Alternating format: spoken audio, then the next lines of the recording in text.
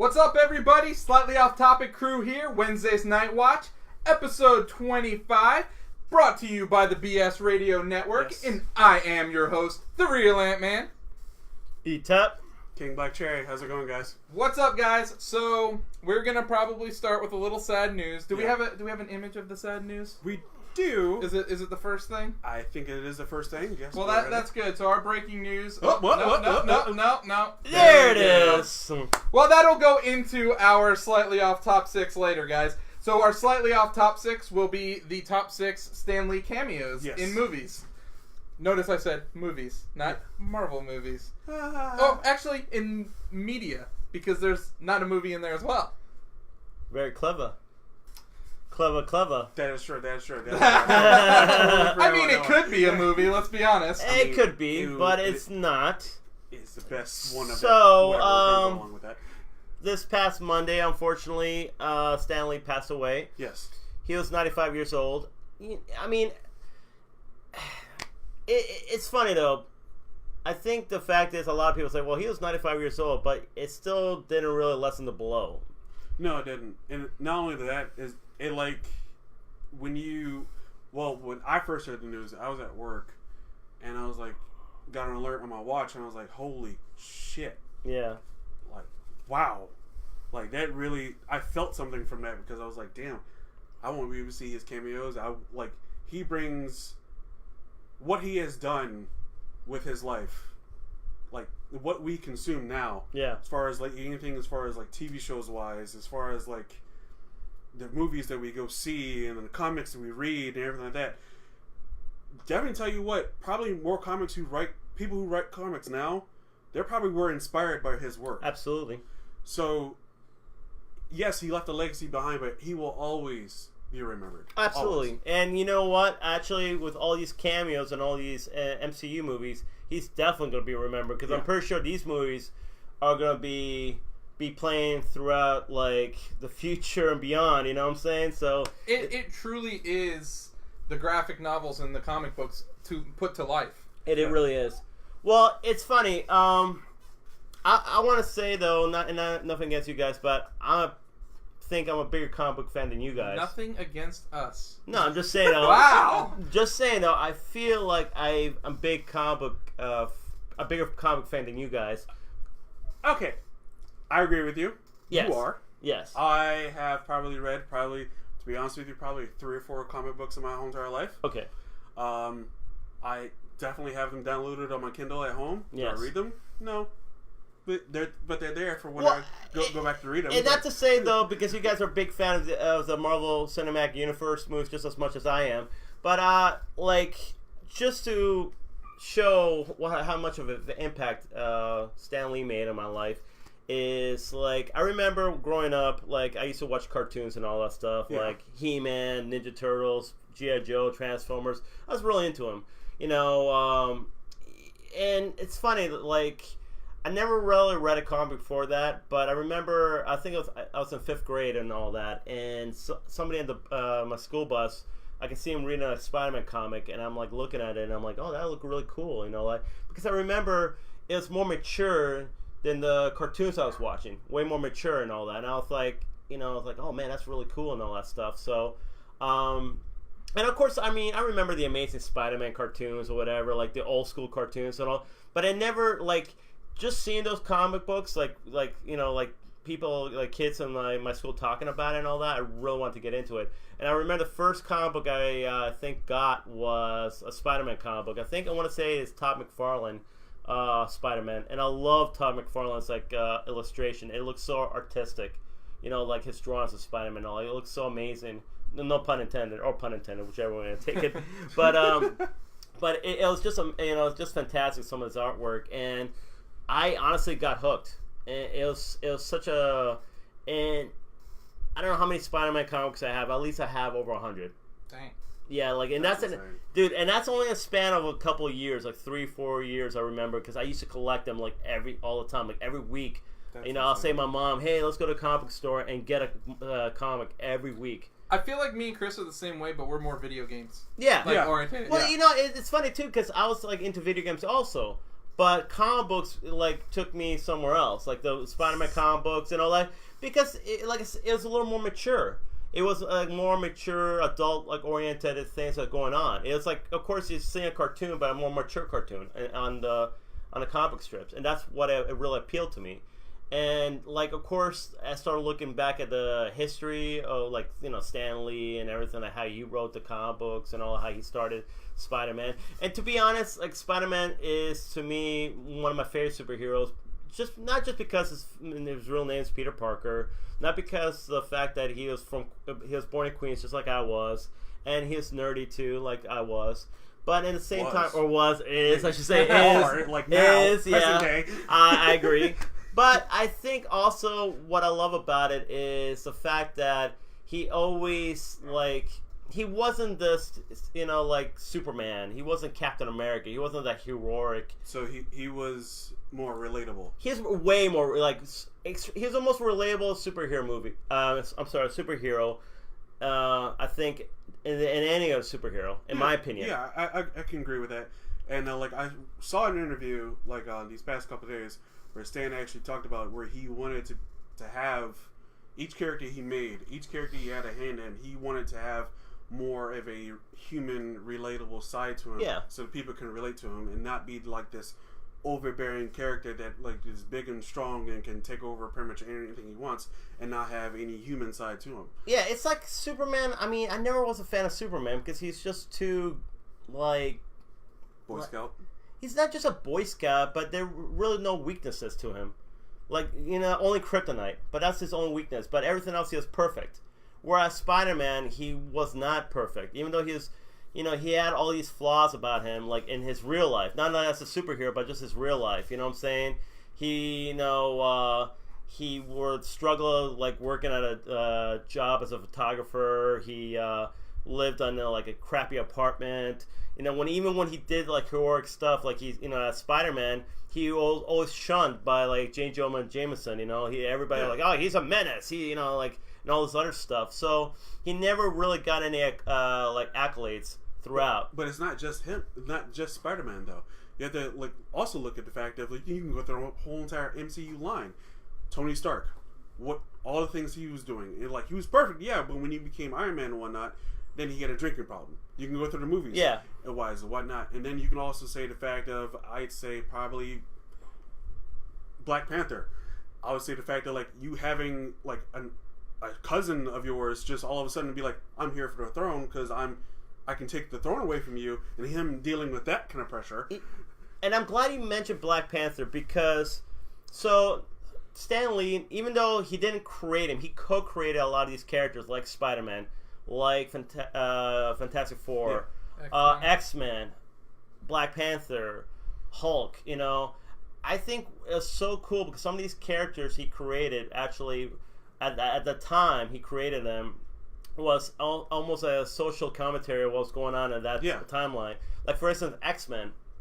I remember he said in an interview how X-Men was a depiction of the civil rights movement in a sense because the mutants were shunned by society.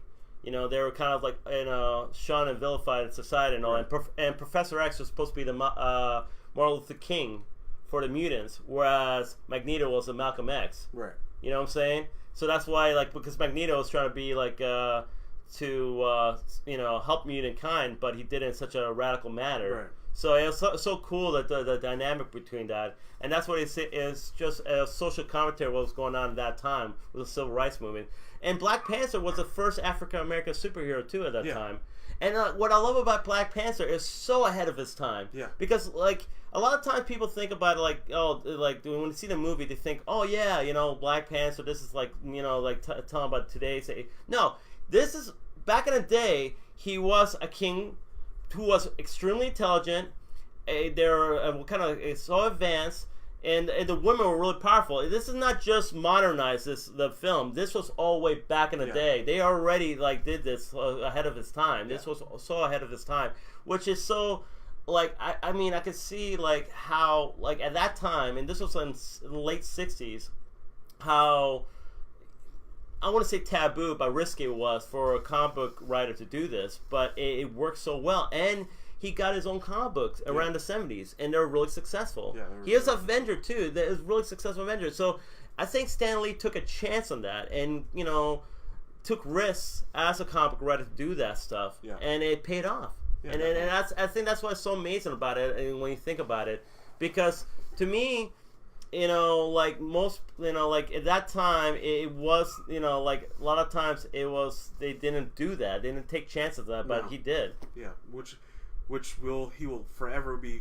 remembered for. Absolutely. And being kind to everyone and never having a problem with anyone, he will always be known for that kind of thing. Do you have anything to... Yeah, I mean, I want to mention that, me and Chris come from a time where we, we indulge our media other than on print. So we like digital stuff. And, we enjoy our comic book movies. So that doesn't make us any less of a comic book fan because we didn't read it. I mean, like, seriously, like, does it make me any less of a Lord of the Rings fan because I didn't read The Lord of the Rings? No. Does it make me any less a Harry Potter fan because I don't read Harry Potter? But it's funny though. Do I have to do that to be a fan? No, but a little bit. But it's funny though. I remember because before the Marvel movies came out, we used to talk and all that stuff, and used to be like, oh, I'm not into comic books or whatever. Like, and as soon as the MCU came out, that's when you got hooked.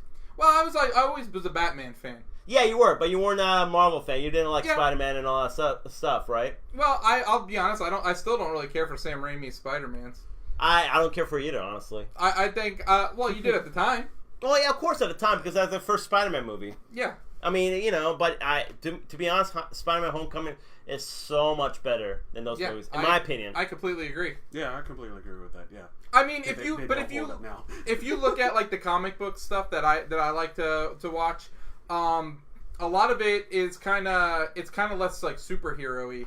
Like I like Guardians of the Galaxy a lot. That's like one of my favorite ones. That's more Star Wars than it is, like comic book. Yeah. I really like Thor Ragnarok. That's more like 80s quest movie than it is like comic book. Yeah. I mean, yeah, there's comic book elements, but I'm talking about like I don't really care for Superman. Like I don't like I don't know. Like I don't really care for like that big like I don't even like I like the first Captain America movie. I really didn't care. I love the second one because it's more espionage. It's more like a Tom Clancy novel. Yeah, it was. Like that's awesome. Like to me but like seeing like Captain America running around throwing his shield at Nazis, like running through like 100 people shooting at him and missing, like they're all stormtroopers. Like to me that's not like it's unrealistic. I really enjoyed Daredevil. Like, I think that's awesome. But again, that's another one that's Stanley co-created. Yeah, and I feel like that's so like down to earth. Same with Punisher. It's like it's not really like, especially the way Netflix does it.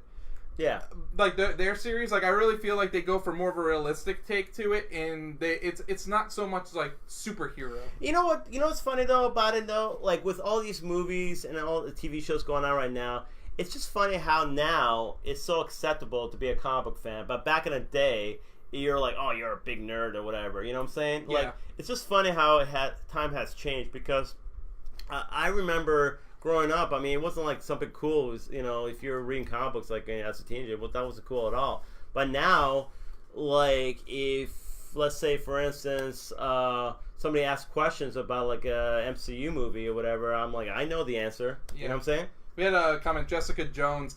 See, my problem with Jessica Jones is I like everybody that's around her. I just feel like she treats them like shit. Yeah.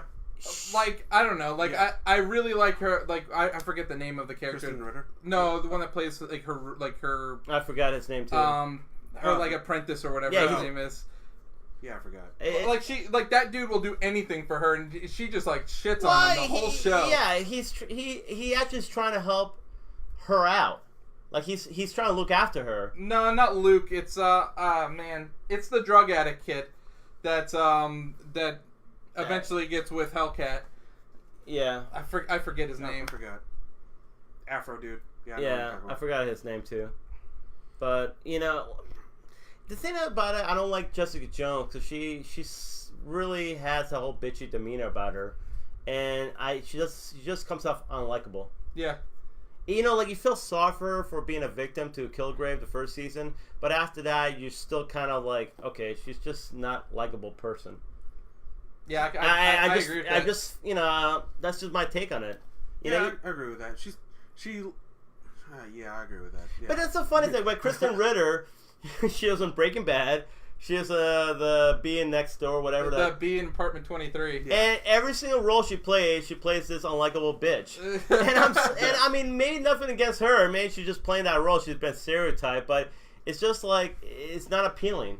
It's not appealing at all. It's not something where you're like, oh yeah, I like her. No, you don't. She's just not likable, and that's my opinion. I honestly like. Even though Kilgrave is such a deplorable human being, I like him better than Jessica Jones. He was a deplorable human being, but so for some reason he has such charisma that I liked. He is way more watchable. So he's like Negan at that point. He really was. Yeah. He is a really deplorable human being in the first season, but for some reason his charisma is so watchable that I'm like, that's why I was kind of like when I watched the second season, I didn't even finish. Because he wasn't at all in it. Well, I heard he's on a part, but it's just like a flashback, which is bullshit. Which I don't even care about then. But any final thoughts on Stan Lee? Well, he is gonna have a cameo in the next Captain Marvel and the next Avenger movie. So hopefully it'll be something really cool. And rumor has it he actually filmed other ones. Well, yeah, that's cool too. So hopefully we'll see in the next Spider-Man. Homecoming, maybe we'll see what was it? Far From Home. Far From Home. We'll see a cameo in that. But I'll be honest, man. If his last cameo is the next Avengers movie, I'm happy. Because that to me is closing the book on that. The whole, Do you think they'll do what they're doing with like Star Wars characters and like still have him but not really have him? They could. They could if they wanted to. They could if they wanted to, but like, do you think that's right for them to do that? I mean, I'm okay with that. I'm pretty sure Stanley would not have no problem with it. I'm pretty sure, yeah. Yeah. CGI. I mean, he pretty much would do anything. I mean, he was even like the DJ in a strip club in Deadpool. That was hilarious. I mean? So I mean, it's not like they really wouldn't do anything. You want to go through our top 6 since we're talking about Stan Lee? Oh yeah, yeah, Is that definitely. next? Yeah. Oh, no, you gotta go back. No, we'll just skip this. You gotta go back. No, I gotta go forward. Oh, you gotta go forward to go back. Oh my goodness. Oh, what? Oh, you didn't put any of the images in. What? For the top 6. No, I said I did. Oh, you're killing me. Okay, so we're gonna go through our top 6 here, guys. Yeah, so we're gonna talk about our top 6 Stan Lee cameos. So we'll start with what do you want to go with? Well, here, let's go in order. So I think the first one we should talk about is Civil War. Yep. Where he is the delivery guy. FedEx delivery. And he goes, "Is this for a Tony Stank? Do we have a Tony Stank here?" And then of course Don Cheadle, War Machine's like, "Yep, there's Tony Stank right there." It's like not letting go of that. Yeah, Tony Stank right here. Table for one, Mr. Stank. That's pretty funny, man. I actually like that one. That's pretty good and all that. The next one I want to say is I'm gonna go with your list, Ant, and we're gonna go with the Doctor Strange and all that. Doctor Strange is a good one. Where he's just pretty much running the bus, and Doctor Strange and Count, what's his name? Who's it? Like the bad guy? Yeah. Oh man, I can't even. Why am I being so forgetful tonight? Jeez, I'm bad too, man. Okay. Anyways, Mordo, yes. Yes, Count Mordo. They hit the bus. And all that, and Stanley doesn't even notice, just keeps on reading a newspaper or whatever, and just goes right by. That's a good cameo. That was pretty good. Not my favorite, I'll be honest. I could have chose something better. I think the Deadpool cameo is better, in my opinion. Him being in a strip club, it's like, hey, here's Rebecca, whatever. I thought that was a better one, but I thought that was a pretty good one.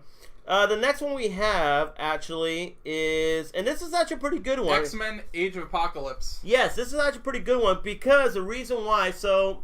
His real-life wife is in it with him. Yes, which is awesome. And this is, I think, I want to say, a year before she passes away. It's actually a pretty sad scene, too. Yeah. Because it's like Stan Lee and his wife, like, he's holding her. I guess Apocalypse releases all the nukes in the air. And you see them, like, Stan Lee holding his wife in shock, and you see it, like, the reflection of the glasses, the nukes going in the air. So I thought that was a really good cameo. That was a touching one, yeah. That was a really touching one. And the fact that that's the only time you see his wife in one of the movies. So that's a really good one. I thought, okay, the next one is actually not a movie. Next one is from the PlayStation 4 game, Spider-Man. Yeah, so which I have no clue that. That was a surprise. I will talk about that one. Yeah, that was when Peter and Mary Jane was just at like a restaurant talking together, and then like Pete gets up and walks away to go do something because he got a call saying the fact that there was trouble, and he got up and left, and then Mary Jane looks over to Stan Lee, and he's like, "Oh, it's great to see you two again together. I love you guys together." You know, it's hilarious, and I think that this is the reason why he said this. In the comic books, they kind of retconned the whole thing, whereas, like, you know, Mary Jane and Peter Parker were married, but, like, for some reason, somebody in Marvel decided, oh, no, we like Peter Parker to be single again. So somehow this whole storyline where, like, Aunt May was dying. So what Peter did is made a deal with Mephisto, who's pretty much the devil, and made a deal in order to make Aunt May like survive. Like, you know, he has to kind of break up with Mary Jane. So yeah, they did the whole storyline where like literally they like never knew each other. That's weird. Yeah, he made a deal with the devil to save his aunt, but then it ends his marriage too with Mary Jane. I don't like that. Yeah, it was terrible. It's one of the worst storylines, and the whole Spider-Man like fucking it's horrible. And here's my thing too, like how the hell does Peter Parker make a deal with the devil? He's a fucking superhero. Like, I don't get that shit. Does that make any sense? Why is she dying though? She got shot. Oh, well, they could have even been better. They could have made her have some like life-ending disease. Yeah. Because then it doesn't matter if he's a superhero. He can't do anything about that. No, but yeah, she got shot because it was a whole Civil War thing where you know how his identity got revealed. Yeah. So Kingpin found out about who he was. So he sent a hitman to go kill him, but he shot Aunt May instead. So she was on his sounds accurate. Yeah, she was on her deathbed, and you know there's no way to. You know who you wouldn't shoot? Who? Vanessa. Vanessa. You threatened Vanessa. But, anyways, that's good shit. I'll be honest, it doesn't get old. Ever. It doesn't get old. It really doesn't. But yeah, it's kind of funny that I feel that's why they did that, because of the whole like, oh yeah, Peter and Mary Jane like finally back together again. So yeah. So yeah, no, don't read that freaking comic book, by the way. That's trash. Number 2, Guardians of the Galaxy 2. This is actually the best one in my opinion. Best from the Marvel movies. Yes, best from the Marvel movies.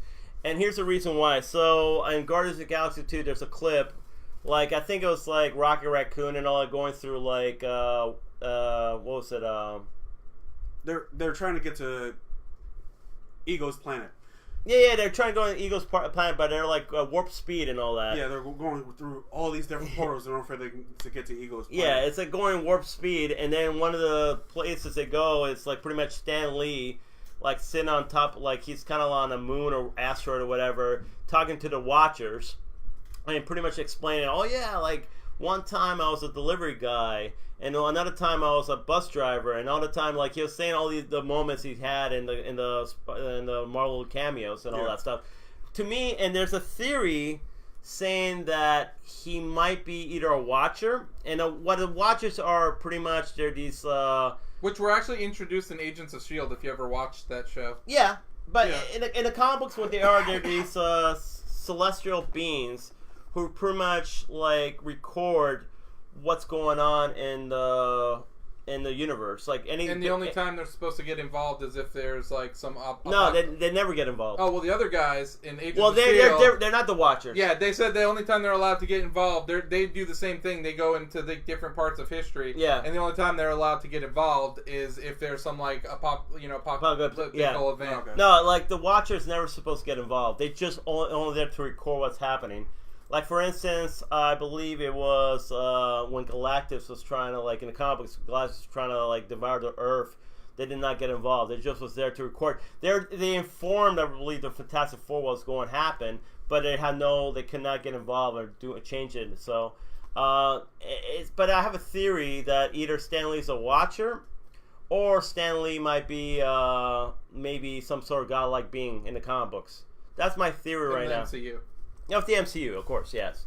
So that's my theory. That's why I think that's one of the best cameos because I feel they might be more into the story. You never know, but I just love that cameo. And the number one, and I'll talk a little bit about this one. Yeah, go ahead. So the number one is was cameo with Stan Lee was Mallrats. Yes. So let me give you a little background on Mallrats because I'll be honest. I've never seen Mallrats. You never seen what? Never seen Mallrats. Have you ever seen Clerks?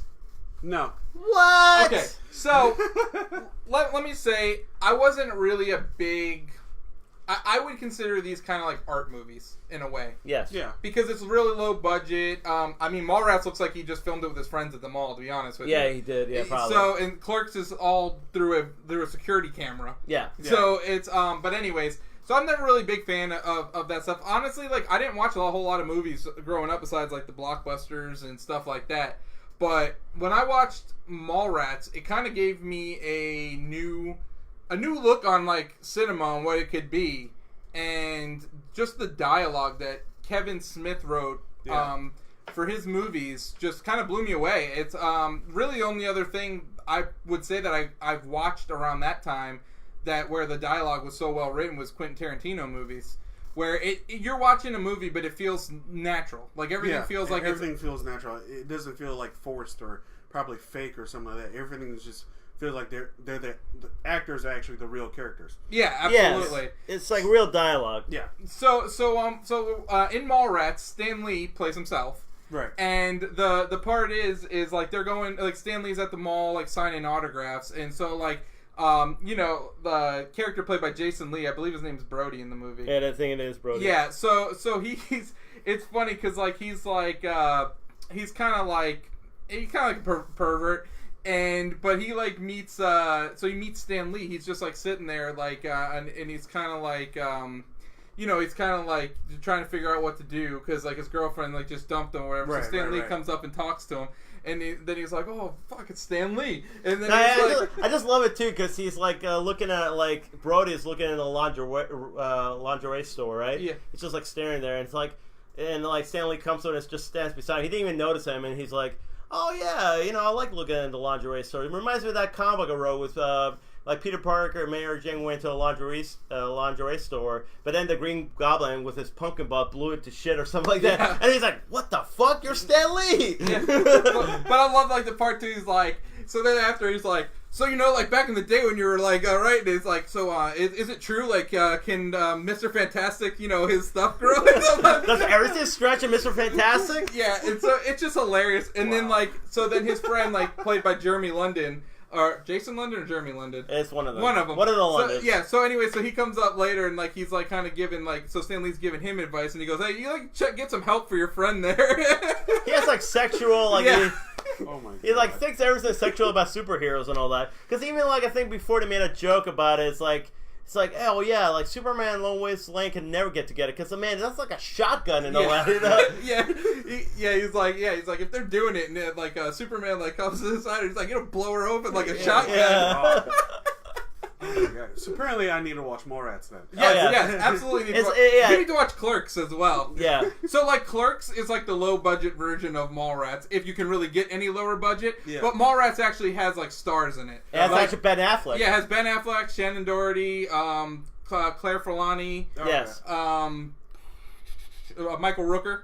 Okay. Yes. Yeah, so it actually has stars in it. Stars in it. And of course Jay and Silent Bob because Yeah. that's Kevin Smith and Yeah. Jason Mewes. So, but yeah, I love that cameo.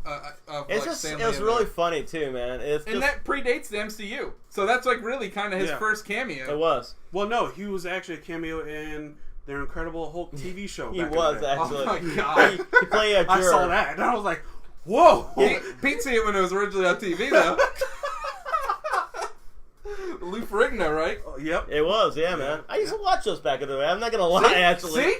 I'm calling Those it like were it is. entertaining, dude. Those were so entertaining. So let's go ahead and move on to the Xbox X018 in Mexico City. Oh, so you mean the Xbox pushing rope incident that happened on Saturday? Yeah. So I was unaware that they had pumped this up, that this was like as big as E3. Yeah.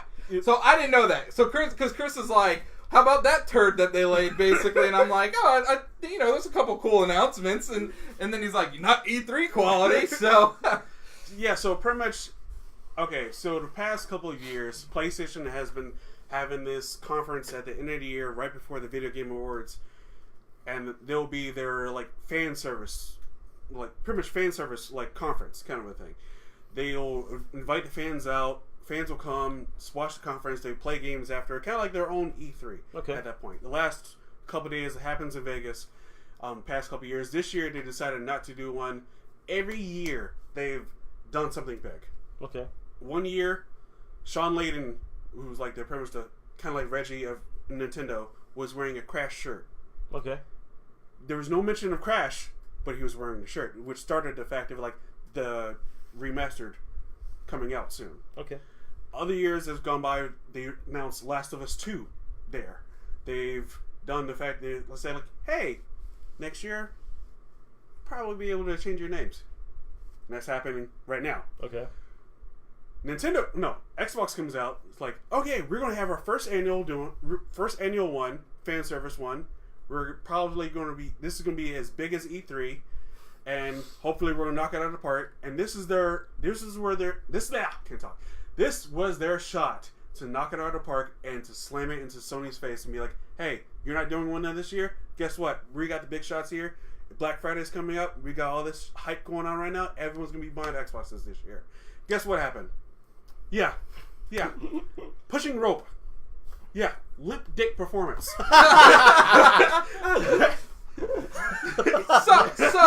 besides the fact that like they didn't really have anything major to announce, there was some cool stuff.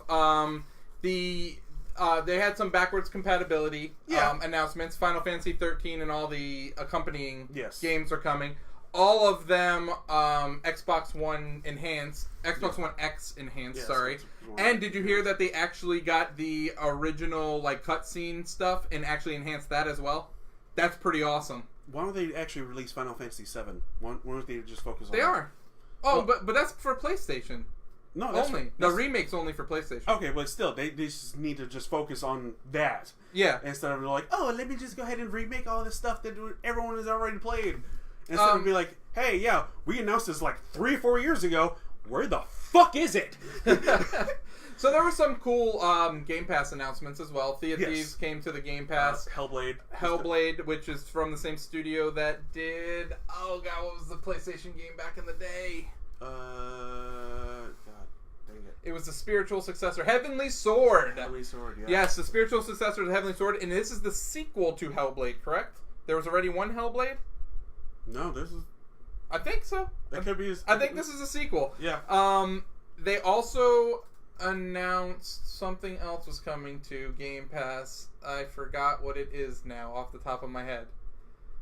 I mean, Crackdown finally has a release date. Yes. Oh, that was an announcement too they made. You can now preload Xbox One first-party games on Game Pass. Yeah. So that way you will have them ready for you on day one when they come out on Game Pass. I'll be honest, guys. Game Pass is awesome. Game Pass... Okay, this... If you love Game Pass, and if you love, like, little backwards compatibility stuff and whatnot, this was the show for you. No doubt about that. Other than that, they didn't really have anything. They showed their freaking Just Cause 4 CG trailer, which was like, okay, cool, but it's coming to all systems. Yeah, same with Kingdom Hearts. They showed a new trailer for that, but again, coming to all systems. Yeah. So nothing knows really like, oh my god. But if you don't know what Game Pass is, it's basically a Netflix subscription for Xbox games, and there's over 100 available right away. So if you have an Xbox right now, that sounds pretty good. You pay $10 a month. You have access to all these games. $10? Yeah, $10. Over 100 games, and it includes every Microsoft first-party game on day one. Yeah. Like, so if Microsoft comes out with new Halo, you have it on Game Pass day one. They come out with new Gears of War, you have it on Game Pass day one. See, that sounds pretty good to me. Yeah, it's a great deal. It's a great deal, yeah. But I would agree with Chris. This is, to me, a live conference. Nintendo's had better directs. This would have been better as a press release. That kind of thing. Like, here, let's release some news to, like, all the press outlets out there. I could have gotten this in the email and be like, oh, okay, cool. Yeah. And there was no need for an Xbox, like, pretty much an Xbox E3 stage. I got a question. What's up? So, which one's better? This or the whole, like, what's it, the Blitz, What was that thing last week it happened? BlizzCon? This is better than BlizzCon. This is better. This is far better. Just saying though. Like there wasn't as bad as fan reaction because I doubt any fans that were there. They were truly Xbox fans. Yeah. Okay. Because I know BlizzCon did terribly, like last week or whatever. So yeah, BlizzCon was just like. So Xbox. Is this kind of the end of the year when it comes to all these conferences now? Are we kind of done with all these conferences till next year? Yeah. Well, no, we got one more show. Yeah. Video Game Awards. Which is actually pretty big. Yeah, and they actually said they're going to have more exclusive announcements this year than the previous years. What's his name still doing them? Yeah, Jeff Keighley. Jeff Keighley? Yep. Praise Jeff Keighley. Does he still finance this damn thing? Yeah, he does. Does it all himself. Yeah, man. Praise you, my friend. I think he has a lot more sponsorship though than he had now. I think now. I think it's like he originally started it on his own. Yeah. But I feel like trailers and whatnot. Since last year, I feel like last year was the best show hands down I've seen that they did so far, and I really feel like that moves the hype into this year for it. Even with the fact, even with the mishaps that they do have with some developers. Honestly, the worst part of it is. Sometimes the music segments are that's a little bit bad, but I think the worst part of the show, to be honest with you, is when they're saying here's an exclusive, and it's they showing stuff like that either is way too early in development. Like I remember when they showed Tacoma. You remember the first time they showed Tacoma? Yeah. And it was from the makers of I forget what the game they made was. Was it like Everybody Going No, it wasn't Everybody Going to the Rapture. It was something like that. Yeah. But Firewatch, maybe? Probably, yeah. Something like that. But anyways, they're from the maker of this and this, it comes their new game. And it's literally just somebody walking in first person up to a sign. And that was it. And I'm just come on. It's better than what we got for as Metroid 4. It's better than what we got for Diablo 4. But those are put in there as placeholders. Those are put in there to say, "Hey, we're working on this." I mean, every company's every company does that. Yeah, every company does that. But when we don't see something like that, and when we're expecting it, it's like your company, Sony's the worst at that. Though they'll be like, "Oh yeah, here's Shenmue 3." 25 years later.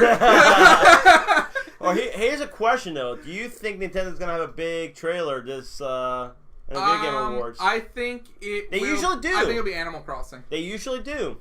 Even though it's not exciting, I think it'll be Animal Crossing. What if they do Metroid? What if? Well, there was a news article came out today that Reggie said that there is an internal understanding on when the game's supposed to be released. So basically, that's basically saying, hey, developers, get your ass in gear and get this game ready to go. Yeah. I don't foresee. I mean, it's the right audience. Yeah. Absolutely, it's the right audience to display it in front of. It's actually better than showing off Animal Crossing, even though everybody's waiting to see Animal Crossing. Yeah, but you don't show it to that audience. I would say wait for Animal Crossing for a January Nintendo Direct. Bayonetta 3. That'll be the one we'll see. Yeah. That is the correct audience, and it's supposed to be on January. Bayonetta 3? Yeah. Already? Or no, I'm thinking of No More Heroes. Or we may see Super Mario Brothers. The new Super Mario Brothers 3, whatever. The new Super Brothers U? Yeah. Yeah, but that's a game we've already seen. I feel like they're gonna. No, I feel like the right audience has to be something mature or teen. It's gonna be in Bayonetta 3, No More Heroes 3, hopefully Metroid 4, or I think that's it actually.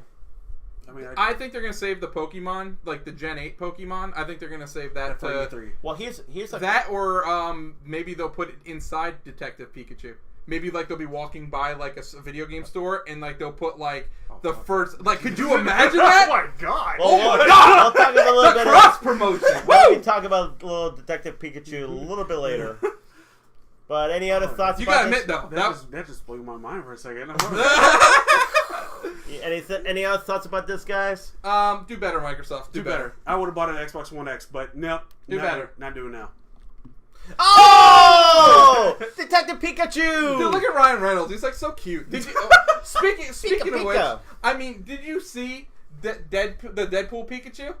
No. Dude, he posted it on his Instagram. Oh, I think I've seen that, yeah. I think he called it Dead Pika or Pika Pool. Pika Pool. That's what it was. Pika Pool. Look this up. Yep. So yeah, so what was I think it was Monday. I want to say this trailer came out of nowhere, and I'll be honest. When I first heard about Detective Pikachu, I'm like, eh. Like I'm talking about months ago when we first heard we're about like, it too. Really? They're like, really? You're voiced by Ryan Reynolds? How is that even going to work? Yeah, how's that gonna work? And then they already released a Detective Pikachu game, which wasn't that good. No, it wasn't. Yeah, and so I'm like, really? Are they really gonna do this? I mean, why don't you just make a Pokemon movie, right? That's what I was thinking about. But it made it the whole Detective Pikachu. So this trailer came out, and I'm not a big Pokemon fan. I mean, I used to watch it back in the day, but I'm not huge on it.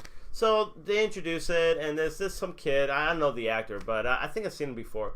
So and you see, go ahead. But I forgot his name, the actor and all. But he goes over there. Where he's like supposedly the son of a detective, and he's talking to Ken Watanabe, who's a great actor, by the way. I love Ken Watanabe. But anyway, he's like, oh, you should be like your father or whatever. And so anyway, he goes to his apartment, and you see this little whatever running around, and he has a stapler and all that, and then he pops out, and then, of course Pikachu and all that. And Pikachu's like, okay, here's it gonna go, guys. If you hit me with that stapler, I'm gonna electrocute you. And it's like, you can talk? What? You can understand me? So I'm so lonely. And of course, it's Ryan Reynolds like voicing Pikachu.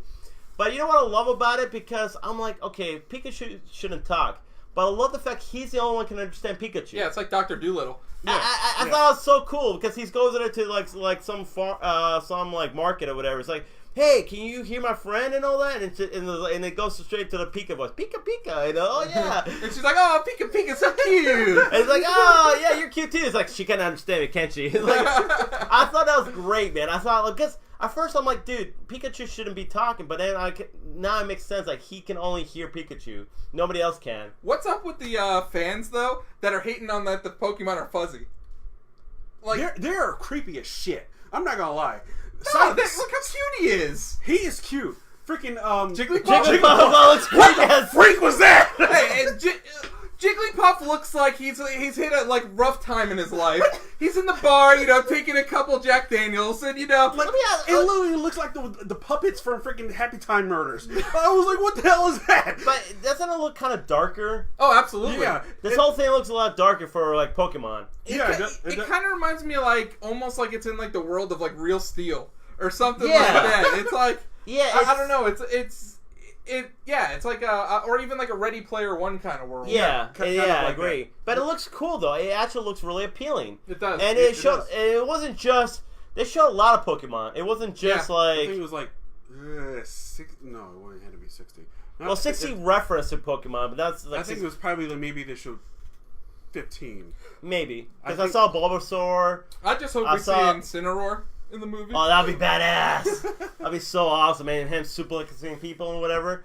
But you saw Charizard. You saw Bulbasaur. Yeah, Psyduck was in there as well. Yeah. Lots of Bulbasaurs, actually. Yeah, lots of Bulbasaurs. Yeah. So it's pretty cool, seeing all these different characters. Even though, like I said, I'm not a huge Pokemon fan, I know some of these characters. So it's pretty cool seeing that spread out through the movie. I'm not gonna lie, day one, I'm gonna be there. Yeah, I think so. I think this is perfect also as well because the fact that it's also tying in the Pokemon Let's Go Pikachu and Let's Go Eevee come out Friday as well. And also, Pokemon Go is actually getting revamped a little bit now. Okay, nice. That's getting a lot of pressure and whatnot. Still making a lot of money for Niantic? Yeah, Niantic, yeah. Still making a lot of money. I still play it now. Literally, this past Sunday, I played for 5 hours. Dude, I tell you what, I think this movie could really be a huge hit. Mm-hmm. I have a feeling it might be a huge hit. If it's as good as a trailer, it could be a huge hit for Nintendo. And hopefully... June next year, right? I have to look at the release date. Keep going now. And hopefully, if that's the case, maybe Nintendo might be a little more flexible to make more. There already is a Super Mario movie coming out from Illumination 2022. Which is another good, actually, movie. And there's still rumors that there's going to be a, from the creator of the Castlevania series on Netflix, that there's going to be a Nintendo one. Maybe Zelda, maybe Metroid. I think it's going to be Metroid. He specifically stated he wanted to do a Metroid one. And I feel like Zelda would be better off live action. And by the way, man, if you haven't seen Castlevania Season 2, watch it. It is amazing. Best video game adaptation, in my opinion. Personally, to me, this might be it. This might be it. Which we've been praying for video game fans out there. We've been praying for a great video game adaptation for a movie, and this might take the cake. Which, if hopefully, it does, because maybe movie studios will be like, okay, let's find the right people to do these movies. You know what I'm saying, and make them right, because they have so much potential. These movies, it's just a comic book movies. They have so much Honestly, video game movies are an untapped, they are. It's an untapped resource. They are an untapped resource, because I think, honestly, more people play video games than they read comic books. Yeah. I think the problem with video game movies is I think sometimes they feel that they have to get it right. Everything has to be exactly how it is in the game. Yeah, and I think that's where the biggest problem is. Honestly, the best video game movie looks like it's Overlord, because that's freaking Wolfenstein. Yeah, you're right. We'll talk about that. But that's freaking Wolfenstein, bro. I play Wolfenstein. I watched the trailer for that movie. That's Wolfenstein. But, I mean, it is such untapped potential for these movie studios to do it, but they just don't get it. And I think the problem is they try to get a young director to do it, because I guarantee you young directors probably have played video games and they understand the product way more than older directors. Maybe. I think so. I think somebody who is a fan of the video game maybe genre, they should do it, because I can tell you this, the guy who does Castlevania, I'm pretty sure he was a fan of Castlevania, the video games. Probably, but you also go look at the fact of you're trying to do a video game and put it into real life, kind of a thing. You're not going to make an animated Uncharted movie. You're not going to make an animated The Last of Us movie. No, you wouldn't do that. You would put that in real life. I think that's where it goes wrong sometimes, though, because I think that they still try to make it over top like a video game. If they went more of a dark route, like the Dark Knight trilogy. Yeah. But I mean, with Uncharted, you can't do that. Uncharted has to be like Indiana Jones. Yeah. Kind of, yes. But then people will call it Indiana Jones ripoff, which it is in a way. But it has to be. It has its own thing, though. It has to have its own flair to it. But the thing is, you got to do how the MCU does it. Each movie is its own genre, but they don't it's its own genre, but they do it their own way. You know what I'm saying? Yeah, but once you play the game, you know what the genre is. No, of course. It's an action adventure game, yeah, so of it's course. going to be an action adventure movie. How was the Tomb Raider movie, the latest one? I enjoyed it for what it was. I thought they could really do another sequel to it. Because there was talking about Trinity, her going after Trinity and whatnot, and you actually find out who Trinity was, and I was like, oh, that's pretty cool, that's pretty interesting. It got a little over the top at points when the fact that, everyone has seen this in the trailer and TV spots and everything like that, when she would, she was falling and she, opened her parachute and was, guarding through the thing. That was a little over the top, but I was like, okay, I can kind of believe it, because the fact she actually showed her going through it and landing and actually coming together and then having the stick thing poke out of her and pulling it out. I was like, okay, I'm okay with that, but they didn't do anything else over the top after that. Okay. Have you beat Shadow of the Tomb Raider yet? No. How far are you? About halfway. I want to talk about a part in the game, but I don't think you're there yet. Well, I'm about to beat... Actually, no. I'm in the epilogue. Part 2 of Red Dead Redemption. Nice. So there's just a really defining moment for Lara Croft in this game. And it is so badass. I want to talk about it, but if you haven't got there yet, I want you to experience it without me saying anything. So yeah, go play that. And it is. Oh man, it's such a cool part. But here, you made a good point too. About Red Dead. Also, the fact you're playing that. Dude, Red Dead is one of the highest selling video games of all time. Yeah, already shipped 17 million copies. To be honest, that has potential to be a great movie too. Yeah. There's so much potential out there for a movie studio to make a great franchise out of some of these games. You know what? With Red Dead though, you don't really need to make a movie about it, because you can make any Western. Yeah. But I'm just saying though, there's nothing to me.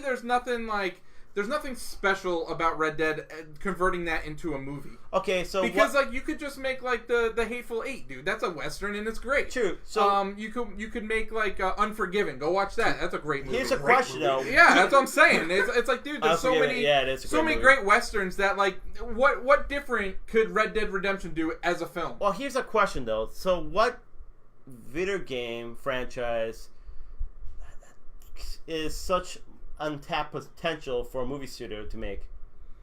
I mean, Metal Gear. Metal Gear could be very good as a movie. Could be. It depends though. They have to honestly, man, if they could have got, I know, Kurt Russell when he was younger. I mean, that's kind of who it's based off of. I know. But I mean, he could be Old Snake though. Yeah, he could be Old Snake. He'd be old perfect Snake. Old Snake. Actually, Yeah, he would be. Kiefer Sutherland when he was younger would have been a great Snake. Yeah, he would have been. I mean, I don't know, man. Like that game, it depends. Like I like some of it, but some of it I don't like the far-fetched stuff of it. Yeah. Like when you're fighting like wasn't there like a vampire in like one of it? Yeah, like to me like I don't like that part of it. I like the whole like Sons of Liberty part of it. Yeah. Where it's like the Illuminati kind of thing. Yeah. I just feel though like I said, when I seen this trailer of Detective Pikachu, and you're like, wow. But that's a great example because that's never been done in a movie before. Never. There's nothing you can point and say like that. I mean, yeah, I can say Dr. Dolittle, but that's still completely different. No, it's completely different because you have these animals or whatever you want to call them, pocket monsters or whatever, living in a Pokemon, whatever, live in a city with humans, and they're kind of like coincided with each other. They gotta like I mean, I think of this as a like real life How to Train Your Dragon. It is, yes, it is. It's very similar. Yeah, I would say it is. And now, going back to Red Dead, though, I think part of the experience that makes that part of the thing that makes that experience so good is seeing the environment. Yeah, and going around in the environment. You can't translate that to a movie. You can experience like Ant will play the Red Dead, and like will have a different experience than I would, because I can tell you what. I had many different experiences than anyone I've talked to. Like one time I got $500 stolen from me. like no shit. Like lady wanted my help. I stopped my horse, got off, and was talking to her a little bit. And then next thing you know, two guys came up behind me, hit me in the back of the head, knocked me out. I wake up, I got $500 less. That's crazy. But I feel like open world games like that, they're really hard to like really translate into like even games like Fortnite or Black Ops. Like how do you really translate that? Or even Grand Theft Auto. Yeah, even Grand Theft Auto. Again, that's just like Pulp Fiction. I mean, we've already seen crime movies. It's to me, it's something that has to be almost so outrageous that it's Pokemon. Yeah, like Final Fantasy could be a great movie. Final Fantasy could be. I would like to see Final Fantasy done in live action, though. Not like that CG. animated movie they made that was complete crap. Well, it could have been good, but could have been great. Yeah, but I had a couple that were Advent Children wasn't too bad. That's what I was thinking of. Advent Children was okay. To me, though, like that should be something like that they could take a JRPG or even like now a game that would really work is Fallout. Yeah. That would work as a movie. Yeah, that would work really well as a movie. Because there's actually a really cool like concept behind it. Yeah. Elder Scrolls not so much. No. But Fallout would work very well as a movie. Well, hopefully the movie studios get a good hold on this. Because I feel like they have so many missteps in the last 20 years, more than that.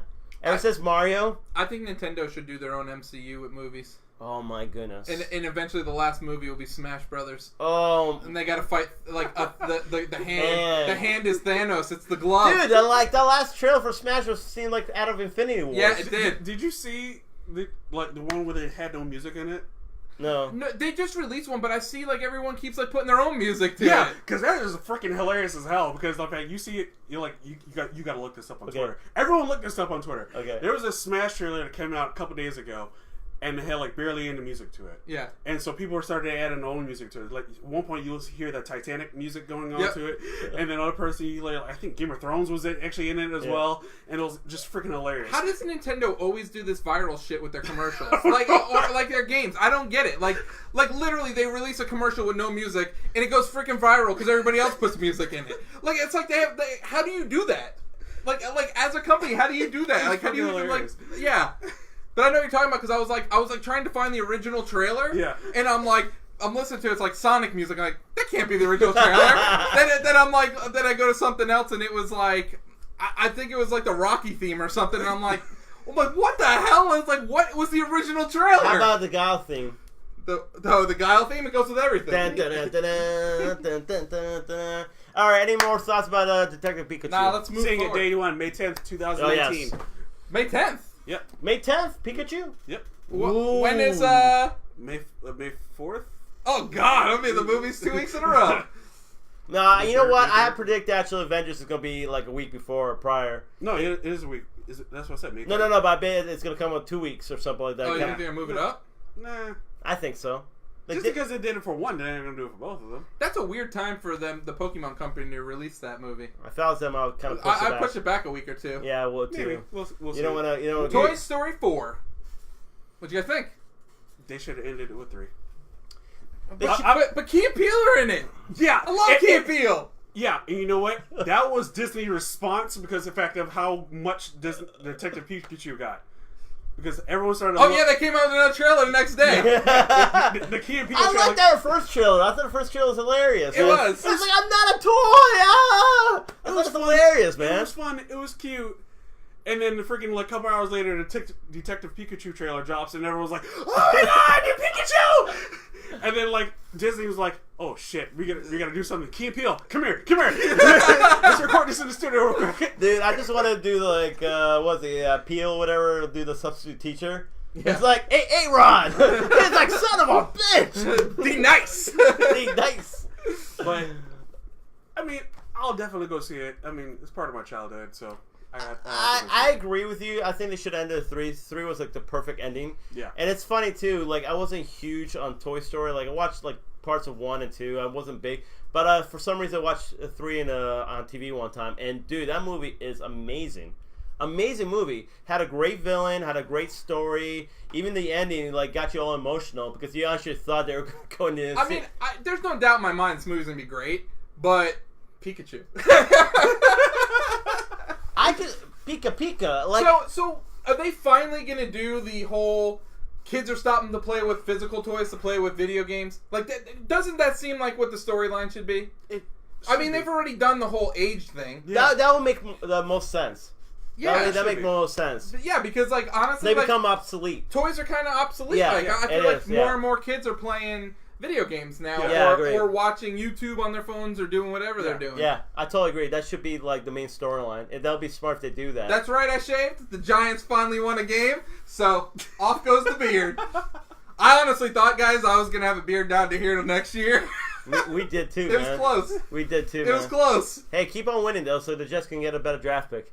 I'm okay with that. It wasn't no shave November. It was no shave until the damn Giants get off their ass and win a game. Oh God. And it happened. And the Jets got slaughtered. Finally. But yeah, like I hope they have a pretty good storyline. I'm still kind of like, why? Because that was a great end to the trilogy. But I mean, from what I hear, like Tom Hanks said, it was they brought Tom Hanks back, and I don't think Tom Hanks does bad movies. You know what I'm saying? He's the type of guy who could just be like, no, I'm not doing this. You know, he has that right to say no. So for him to come back and do the Jets got slaughtered. Yeah, they got slaughtered.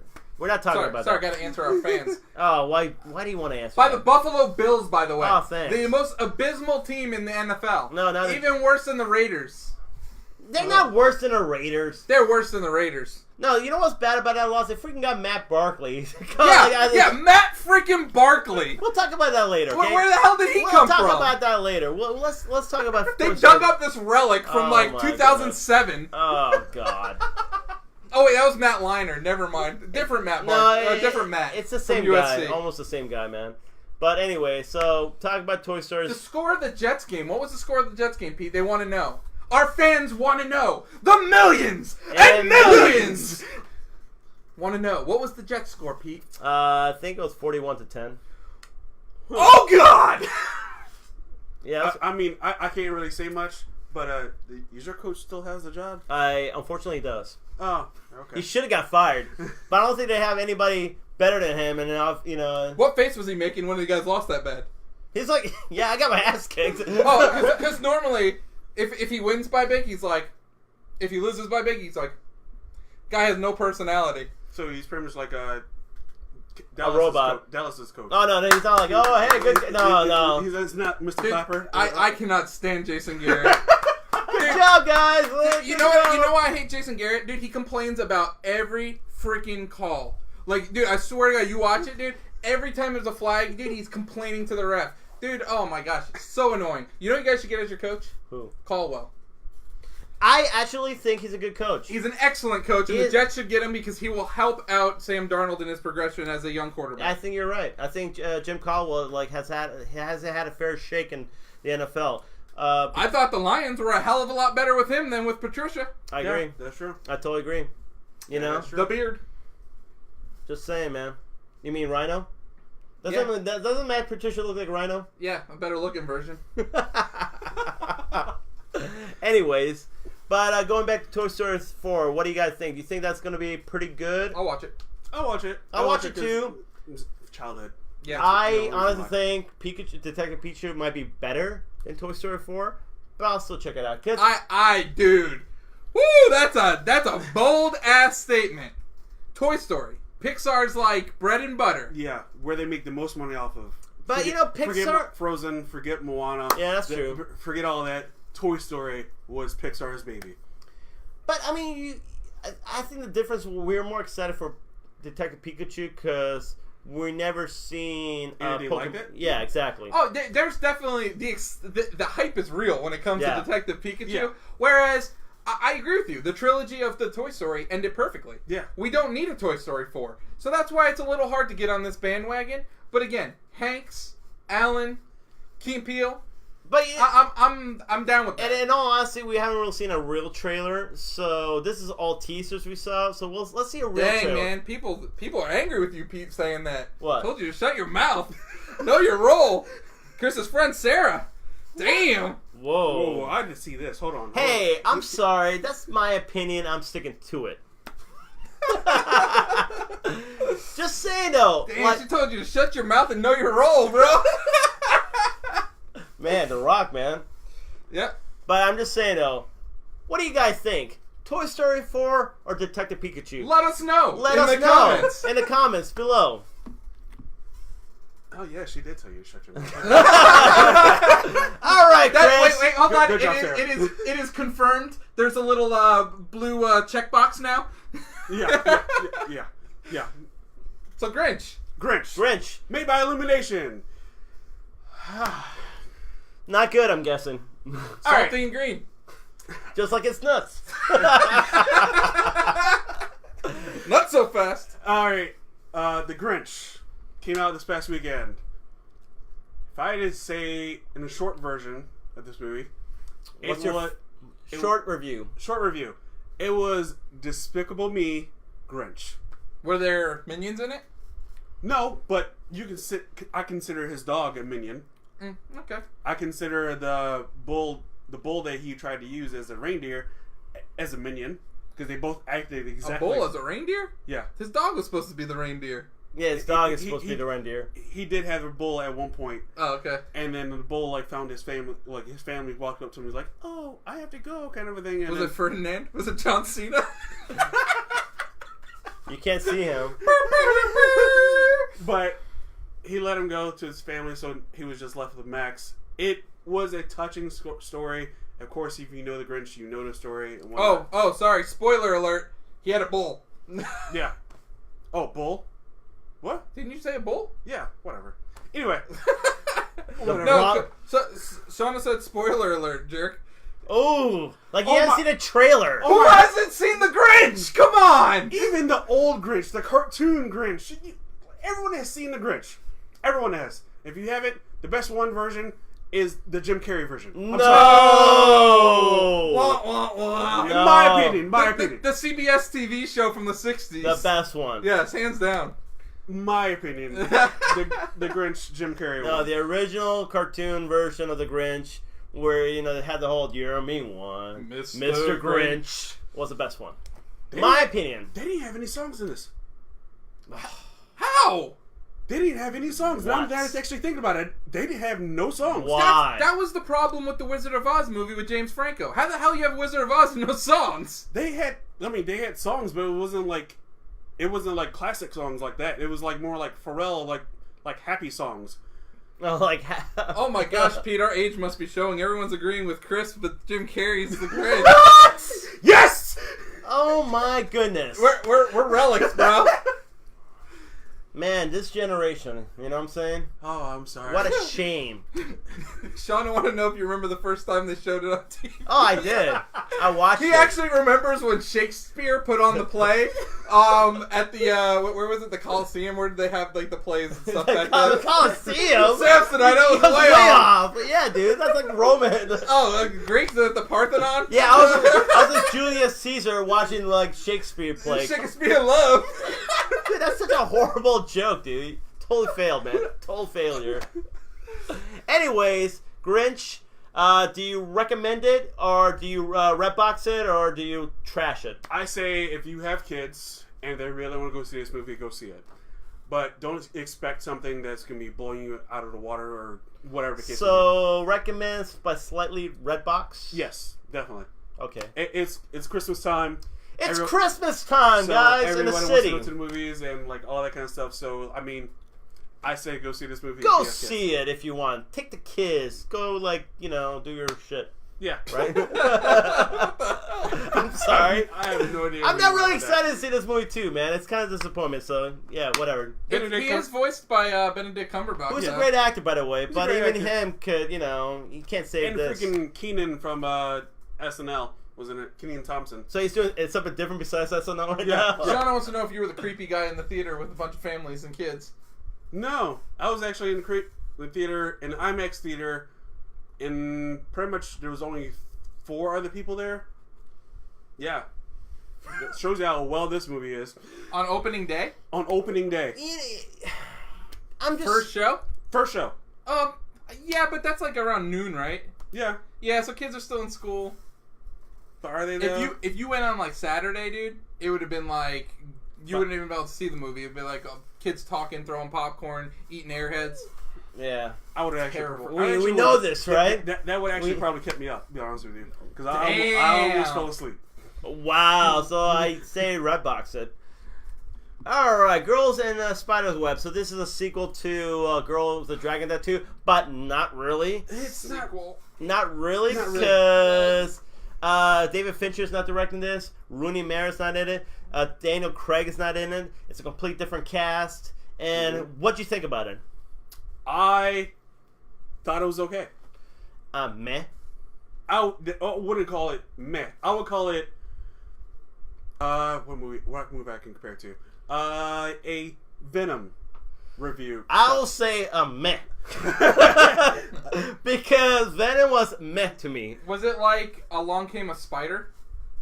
That's a good movie. I'll let you like that one. It wasn't bad. It wasn't okay. Just because of the fact that it's not David Fincher.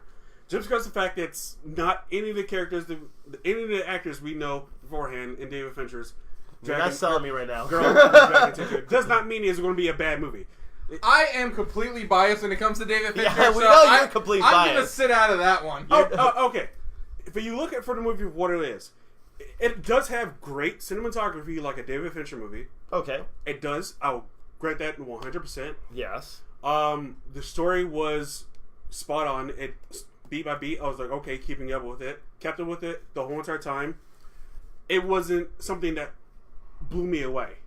It wasn't something that I was like, my God, that was amazing. Yeah. It was something that I was left in. I enjoyed it.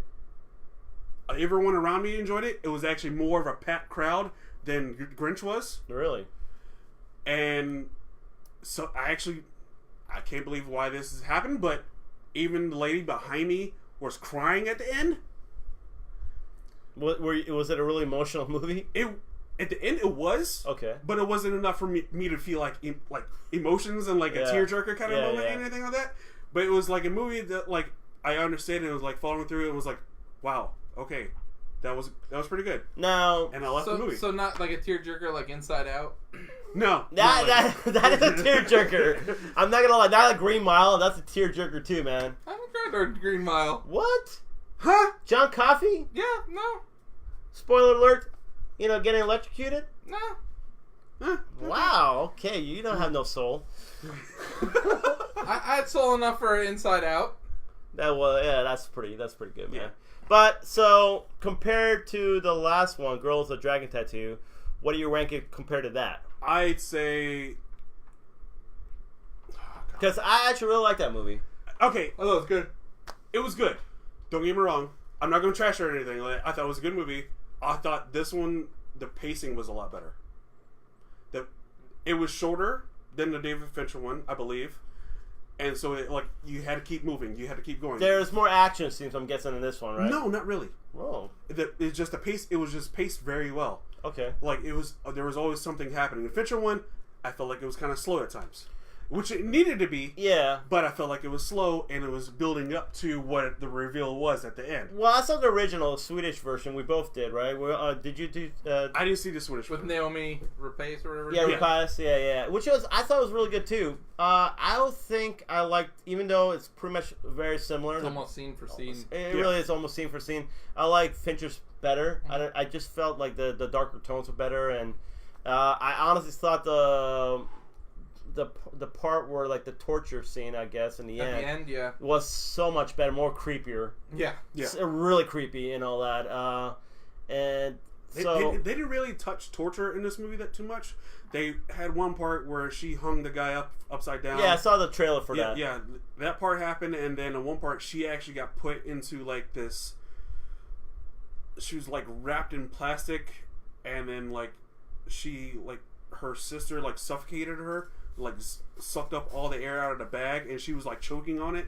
That was freaky as shit. But other than that, they didn't really explore their torture too much of it. It was just those two scenes. Okay. But overall, of the movie, I liked it for what it was. People around me liked it because I'm assuming they read the books. Yeah. And so they really enjoyed it. And I mean, I don't want to say it was a bad movie, but it was something that if I didn't read the books, I just thought it was So okay. You recommend it? I'd say I would recommend it to a red box. Oh, I would not go out of your way to go to the theater to watch it. No, if I had to go see this movie again, I think honestly, I wish that David Fincher directed this because I think he would have done a better job. In my opinion, I think if he directed it, Rooney Mara would have came back. Yeah, Rooney Mara and Daniel Craig probably would have came back. Probably. I honestly would have loved to see a sequel. What is David Fincher working on right now? Good question. He could be working on the next James Bond movie. For all we know. He's not. I don't know who's. I don't think it's Sam Mendes anymore. It's somebody else. No, they were talking about Nolan directing it. And if that happened, whoo! I jizzed my pants a little bit. But I wouldn't. Yeah. How about when Bruce Willis was dead at the end of Sixth Sense?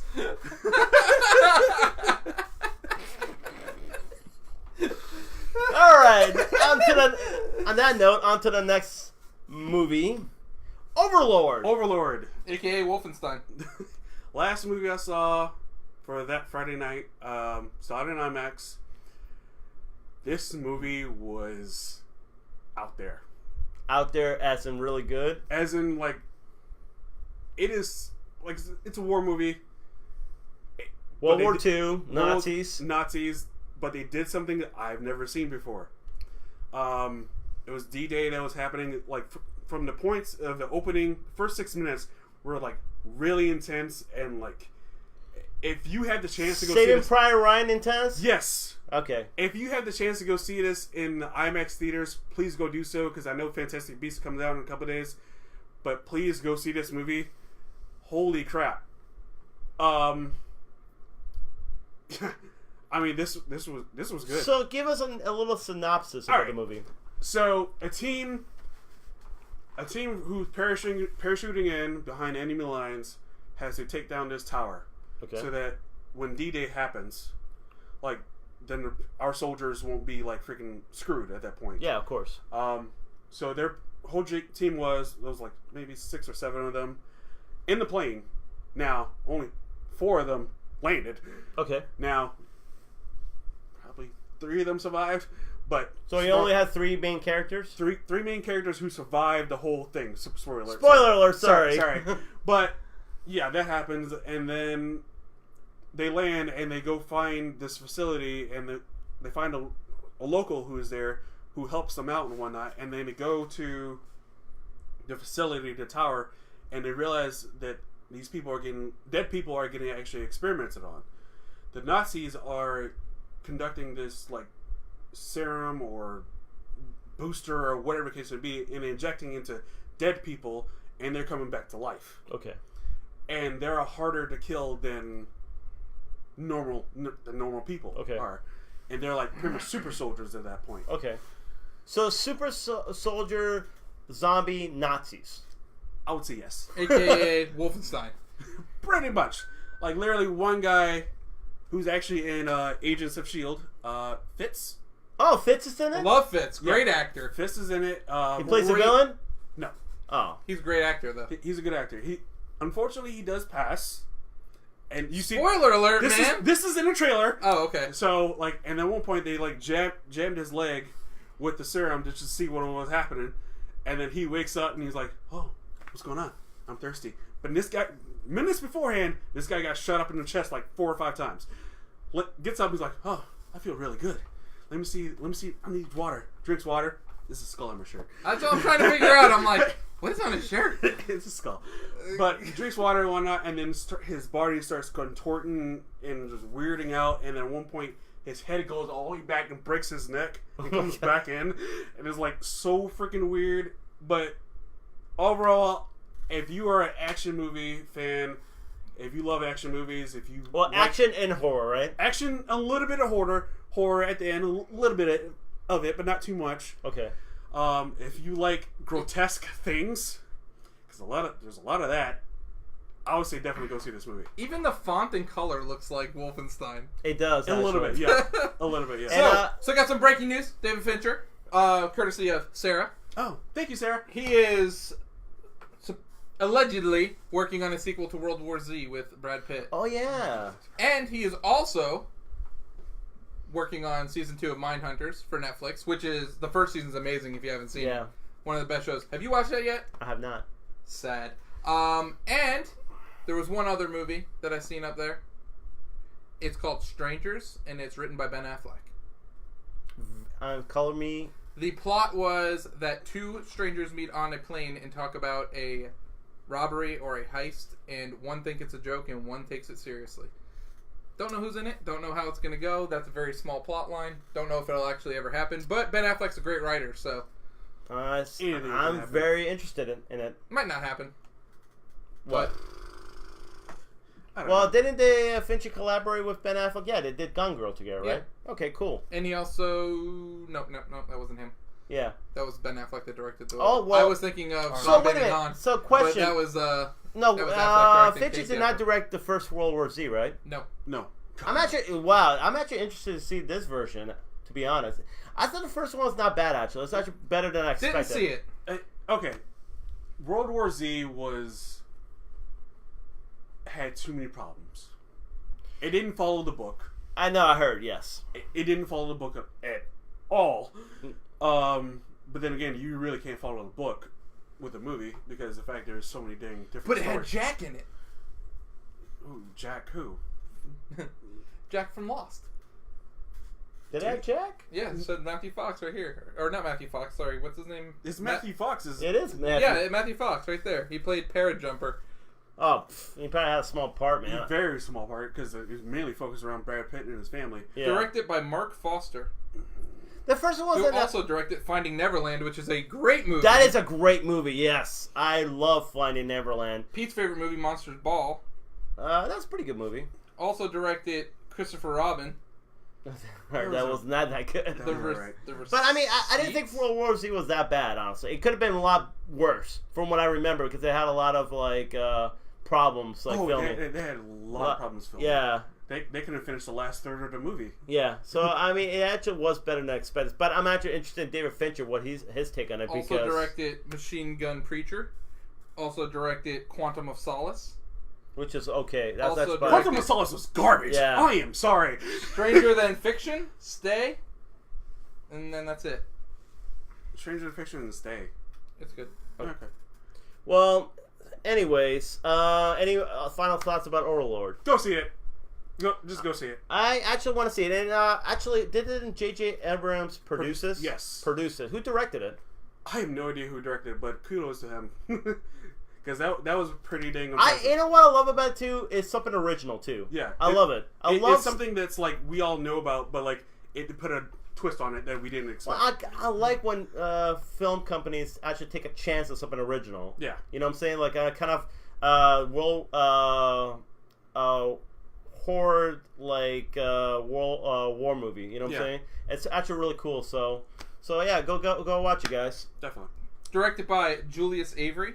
Who directed what? Who also directed Son of a Gun, Jerry Can, The Tank, End of Town, Little Man. Yet nothing that I know of. So pretty much all little movies. I don't even know what Son of a Gun is.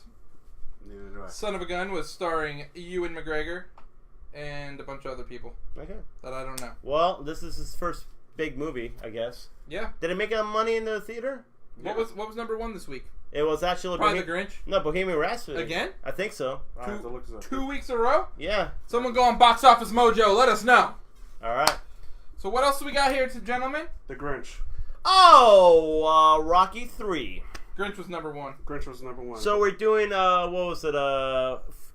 So Creed 2 comes out what? Next week. Next week. 1 week from today. So Chris was the only one of us that did his homework.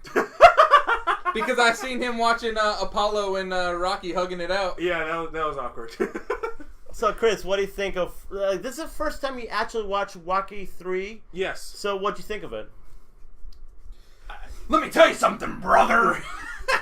it was okay. I mean, I watched this while I was like doing my laundry, and I was like, oh, okay.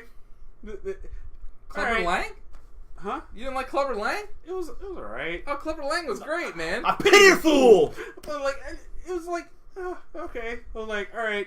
So Sylvester Stallone was all cocky in the beginning. And like, yeah, he's like winning all. Let me flashy. I have a pinball machine. Blah blah blah. I'm like, okay. And then you can get your head smashed in, and then you can come back and like train for real, and then you're gonna win. Okay, I got that. Well, you see Hulk Hogan also in the movie. But then who plays Thunderlips? Thunderlips, the ultimate male brother. That part I was like, this is dumb. This is dumb. Let's just keep going. Dude, that's the best Hulk Hogan ever looked in a match. By the way, dude, he's like probably he's like slamming like Rocky's like throwing him around, doing the leg drops and all that stuff. Like at one point, during the face-off that they had, like where both come to the center of the ring and they had to like sit there and wait for the announcer or whatever the case would be. Like at one point, when Hulk Hogan is like looking over Sylvester, I swear to God he was standing on books. Who, Hogan? Yeah, he might have been. I could have. Well, like honestly though, like Sylvester Stallone is pretty short. So and Hogan is like 6'4" or something. Oh, okay. I probably think I probably think he's probably 6'4". He probably is 6'4", but not enough to the point where he would tower really that much over Sylvester. Well, no, he wouldn't tower over him. But in that shot, it looked like he was towering over him. He was like looking up like this. And let me tell you something, brother. Is what Kyle you gonna out there? do? I see someone mentioning Kyle's name, but I don't see Kyle. What's up, Kyle? If you're out there, What's up, Kyle? What's up? Comment. But I don't know. I thought that was hilarious watching that whole scene with Hogan, and because I'll be honest, like that's like the first time I think you saw a major wrestler in a movie, you know, that I can think of. I mean, they might could be. Well, what about Roddy Piper? When was They Live? Oh, that was a little bit later on. I think 88 or 89. They Live, great movie. Go watch it. Oh, such a great movie. But yeah, I will say great fight scene. Well, I mean, I think there's some other like probably previous before that they had some like, I think called Body Slam. I think that might have been 81 or something. What about Over the Top? Over the Top. That was who was in that movie? I think Tony Atlas, right? Wasn't he in it? No, I think Flash Norton was in it. Oh yeah. Yeah, Flash Norton was in it. Who's mid-card wrestler from the WCW, but the WCW. But I'm saying like as that's the first time you've seen like a major wrestling superstar in a movie. It's probably like before Hogan became huge in wrestling too. Yeah, I'll be honest though, like Rocky 3 is probably like the most like Hollywood of the movies. Yes. Yeah.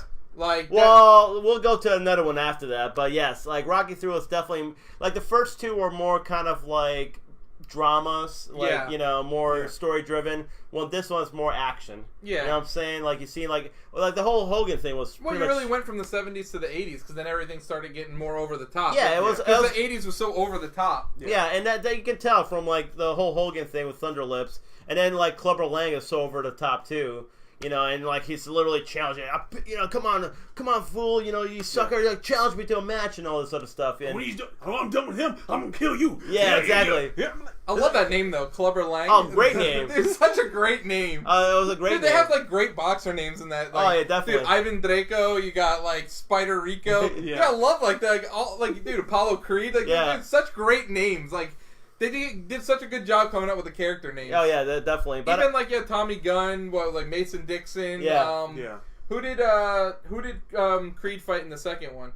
Oh, I'm sorry, no, not in the, I'm sorry. Who did First? No, the Creed, the movie, the new movie with Michael B. Jordan. Oh, what was that I forgot boxer's name? I forgot his name.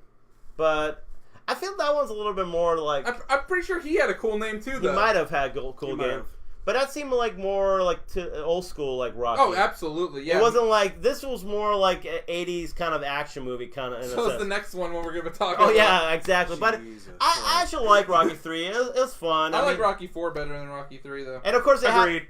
But I like Rocky 3 because they had the whole training. Like Apollo's like goes through there and tries to train Rocky to fight more, like, you know what I'm saying, like to have more finesse. For being a brawler. At one point, like when they got there, like. They got to like Apollo's hometown, and he's like, "Oh, you can't train him like a colored guy." I'm like, what the fuck does that have to do with anything? Oh my goodness, he has no rhythm. I'm like, all right. Oh my god, was that Paulie saying that? Yeah. Oh god. Yeah, and Paulie being like, "Oh, like that's not racist at all." Like yeah. Jesus Christ. Oh my goodness. Yeah, I remember the whole thing. Like, looking back, it's kind of cringeworthy when you see that. The most cringeworthy thing was the whole, like, beach. Like, they're running the beach with a short shorts. Yes, that's why we put on my Snapchat. They're, like, short shorts, like, running the beach and all that. It's like, what's the matter with you? It's like Rocky's, like, having all these flashbacks of Mickey and all that stuff. That was a very manly scene. Oh my goodness. No, that was not. That was a very manly scene. When you're jumping in the water, like, oh my god. Oh my god, they have so many. That was two men in their purest. I love it too. They're all working out, but they're all sweaty and all that in the gym and all that. It's just. Does it remind you of like Triple H or Shawn Michaels and like Vince McMahon? Yeah, of course it does, man. It's just like really weird stuff, man. And of course, like Rocky. Well, I kind of like that because the end, of course, because Rocky actually beats Clubber Lang in like 3 rounds or something like that. He actually likes to. 6. Something like that, yeah. Where like it doesn't go all the distance. No. Like every other Rocky movie, like somehow it goes all the way to like the 15th round. This one he like beats him pretty like quick, yeah, soundly. So he's like, "You ain't bad, bam, bam, bam," and then boom, Clubber Lang goes down and he retains his title. And of course, in the end, like Apollo's like, "Oh, hey, you owe me a favor," and all that. And they have the whole Eye of the Tiger to finish it off and all that, which was a good, nice touch. Great song, by the way. Love that song. If anybody hasn't heard that song, doesn't get pumped up, I don't know. You have no soul. Great song. I mean, I get pumped up every time that song. I mean, I want to like just box somebody, you know. Just, seriously. Calm down, Pete. I do, man. Ever since that song comes, I want to punch someone in the face. The other song's good too. Get it stronger. Yep. All right, Rocky 4. So Chris, the Cold War. Yes. USA versus Russia. I mean, great stuff. What do you think, Chris? First time watching this, right? First time watching this, I was like, I thought it was better than Rocky 2 or 3. I think this is probably the second to Rocky 1, in my opinion. I agree. Ooh, yeah. Okay. It opened with the most ridiculous thing I think I've ever seen in... What, the montage? Gonna make a montage. Dude, they're great with montages, Rocky. That's one thing the Rocky franchise is great with montages. You know, like they show you like before this happened, and like they show you like the montage. I was like, oh, okay. Even though I just saw the movie, but okay. I love it too because like the beginning of the whole like when it shows Rocky 4, you see like USA and Russia, the gloves collide, and they're like, bam. But. Before you go on, let's remember there's no Creed 2 if you don't have Rocky 4. So so is Creed 2 coming on next week? Go watch Rocky 4 again, or if you haven't watched it, like Chris hasn't watched before this, go watch it so you can actually catch up. You'll understand. Yeah. Well, bad blood. I kind of understood. Like, I mean, I got that from Creed 1. Yeah. Like, I understood. But now you get the feels when you see the Ivan Draco, like the Draco jacket and stuff like that. No, I saw that. I felt that when the freaking trailer dropped and you see the Draco on the back. I was like, oh. This is interesting. So, yeah, like, I love this whole, like, movie because, like, Apollo wants to come out of retirement.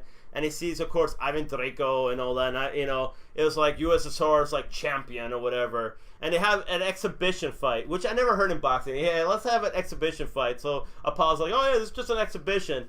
And I love the whole like entrance. It's like so over the top. It's ridiculous. So Vince McMahon made it. Oh my god, it was Vince McMahon, because even more than Vince McMahon. No. Like, pyro. You got dancing girls. That's Vince McMahon. No, man, you have like girls dancing and all that. And you have Apollo with this huge bull or whatever the hell it was, right? And then James Brown is even singing. Yeah. And like singing like "Living in America" whatever. That is true. That is very true. I love it. And like you see like Apollo dancing and all that stuff. Like he has the whole like USA shorts and the big top hat or whatever. It's just like so over the top, but it's hilarious. Yeah. And of course he gets in a ring, and it's an exhibition fight, which is so stupid. So I love it, the whole thing. Like Apollo's like, oh yeah, like I want you, whatever. You can't, and like he starts fighting Ivan Draco, like jabbing him and all, and then out of nowhere, like his coach Ivan Draco starts like now, whatever, and starts beating the shit out of like Apollo, like pounding him and all that stuff. And then I love it too. It's like Apollo's like goes to the corner, like the first round's down, he's pretty much like half dead and all that. And Apollo, you don't stop the fight, you don't throw the towel and all, don't even stop the fight, don't even, And then of course the second round happens, and pretty much Apollo gets beaten to death. Yeah, pretty much, yeah. And I love like the coach or whatever, like Apollo's trainer. It's like, throw in the damn towel, And Rocky of course like kind of hesitates, and then Apollo pretty much falls down and dies. So, and of course it has the whole famous line: "If he dies, he dies." So it kind of all sets up the whole movie. That sounded more like Arnold. That was more Arnold. That was definitely more Arnold. Okay, how about if this? he dies, he dies. Okay, I must break you. Is that better? Can you do a better one? No, I can't. Okay, exactly. So anyway, and then sets up. Oh, also, question from one of our viewers, actually. Okay. They want to know where to get your zebra pants from our Halloween episode. You go to Amazon.com. You go to Pete'sCloset.com. If you want. He has them in all different colors. Pink, purple, yellow, hot pink. Oh yeah, I have them all. Orange. All the different Orange and glad he has them all. It was the closest thing I can come up to tights, okay, when it comes to wrestling, okay? Because those... So I went over there. At least he left his thong at home. God. Really? Come on. Seriously? That's a bit much, okay? But yeah, like... Anyway, that's what we were thinking, so that's why we were glad you left it at home, buddy. Let me just tell you something. That was really uncomfortable wearing those damn things. I don't know how wrestlers do it, man, but... He's talking about the heels, not the pants. But anyways... Yes, you guys didn't see the heels in the pictures that we took. Yeah. So... Why do you think Pete looked so tall that night? Oh, exactly. Anyways... any more thoughts about Rocky IV? After Apollo died, I thought this was a more of a serious approach into the movie. Sylvester to me, it felt like he was more serious about it than he was in the previous one. Yeah, I can see that. Yeah, definitely. I was like, third one was like, it was more personal than this one. It's more personal. Yeah. You felt that, especially when the location where he's training at. I was like, okay, he's training in a barn and whatever. Yeah, he's getting like basics, and then Ivan Drago has all this machinery he's working with and all that, whatever. And from that point on, like once I knew the fact where Ivan Drago was actually training at, I was like, okay, yeah, he's done. Because he's like, oh, let me look at my machines, and then like me get freaking pumped with steroids. What? Do you know what that was? Was that steroids? Probably was. Yeah, like getting juiced up like every other 15 seconds. Like they're just trying to like give him more advantage to like the Russian guy. They try to make it seem, look, they fight dirty and all that stuff. Look, they're taking steroids and all that crap. Yeah, but I was like, okay. But I like the whole thing. And then Rocky, of course, like climbing a mountain and all that. Look at me, I climb a mountain. I'm gonna yell at the sky, whatever. So, and then... Roar. And then they had, of course... And I love it, they had the fight or whatever, and then, like I said, they had the famous line, I must break you, and he's like, go for it, whatever. So, they have a fight. Of course, Rocky wins, like he always does. Except for the first one. He didn't win that one, but he wins the fight, and it's fun to watch that movie. It really is. It's one of those things where have fun with your homework next week, Chris. Yeah, 5, 6, and Creed? 5 is going to be pretty bad. At least Creed's good. 5's terrible. But I had to go through 5, Rocky Balboa, and Creed. But Rocky Balboa is pretty good. I like Rocky Balboa. I thought But that's 3 movies. Oh yeah. Dude, the first is going to be the worst. I'm not going to lie to you. It's going to be the roughest to get through that one. With Tommy Gunn. I mean, I kind of like the whole Don King kind of guy who was playing because he's such a scumbag in a movie. But it's true. But yeah, it's because Don King is a scumbag in real life. Yes. So we have anything else? No.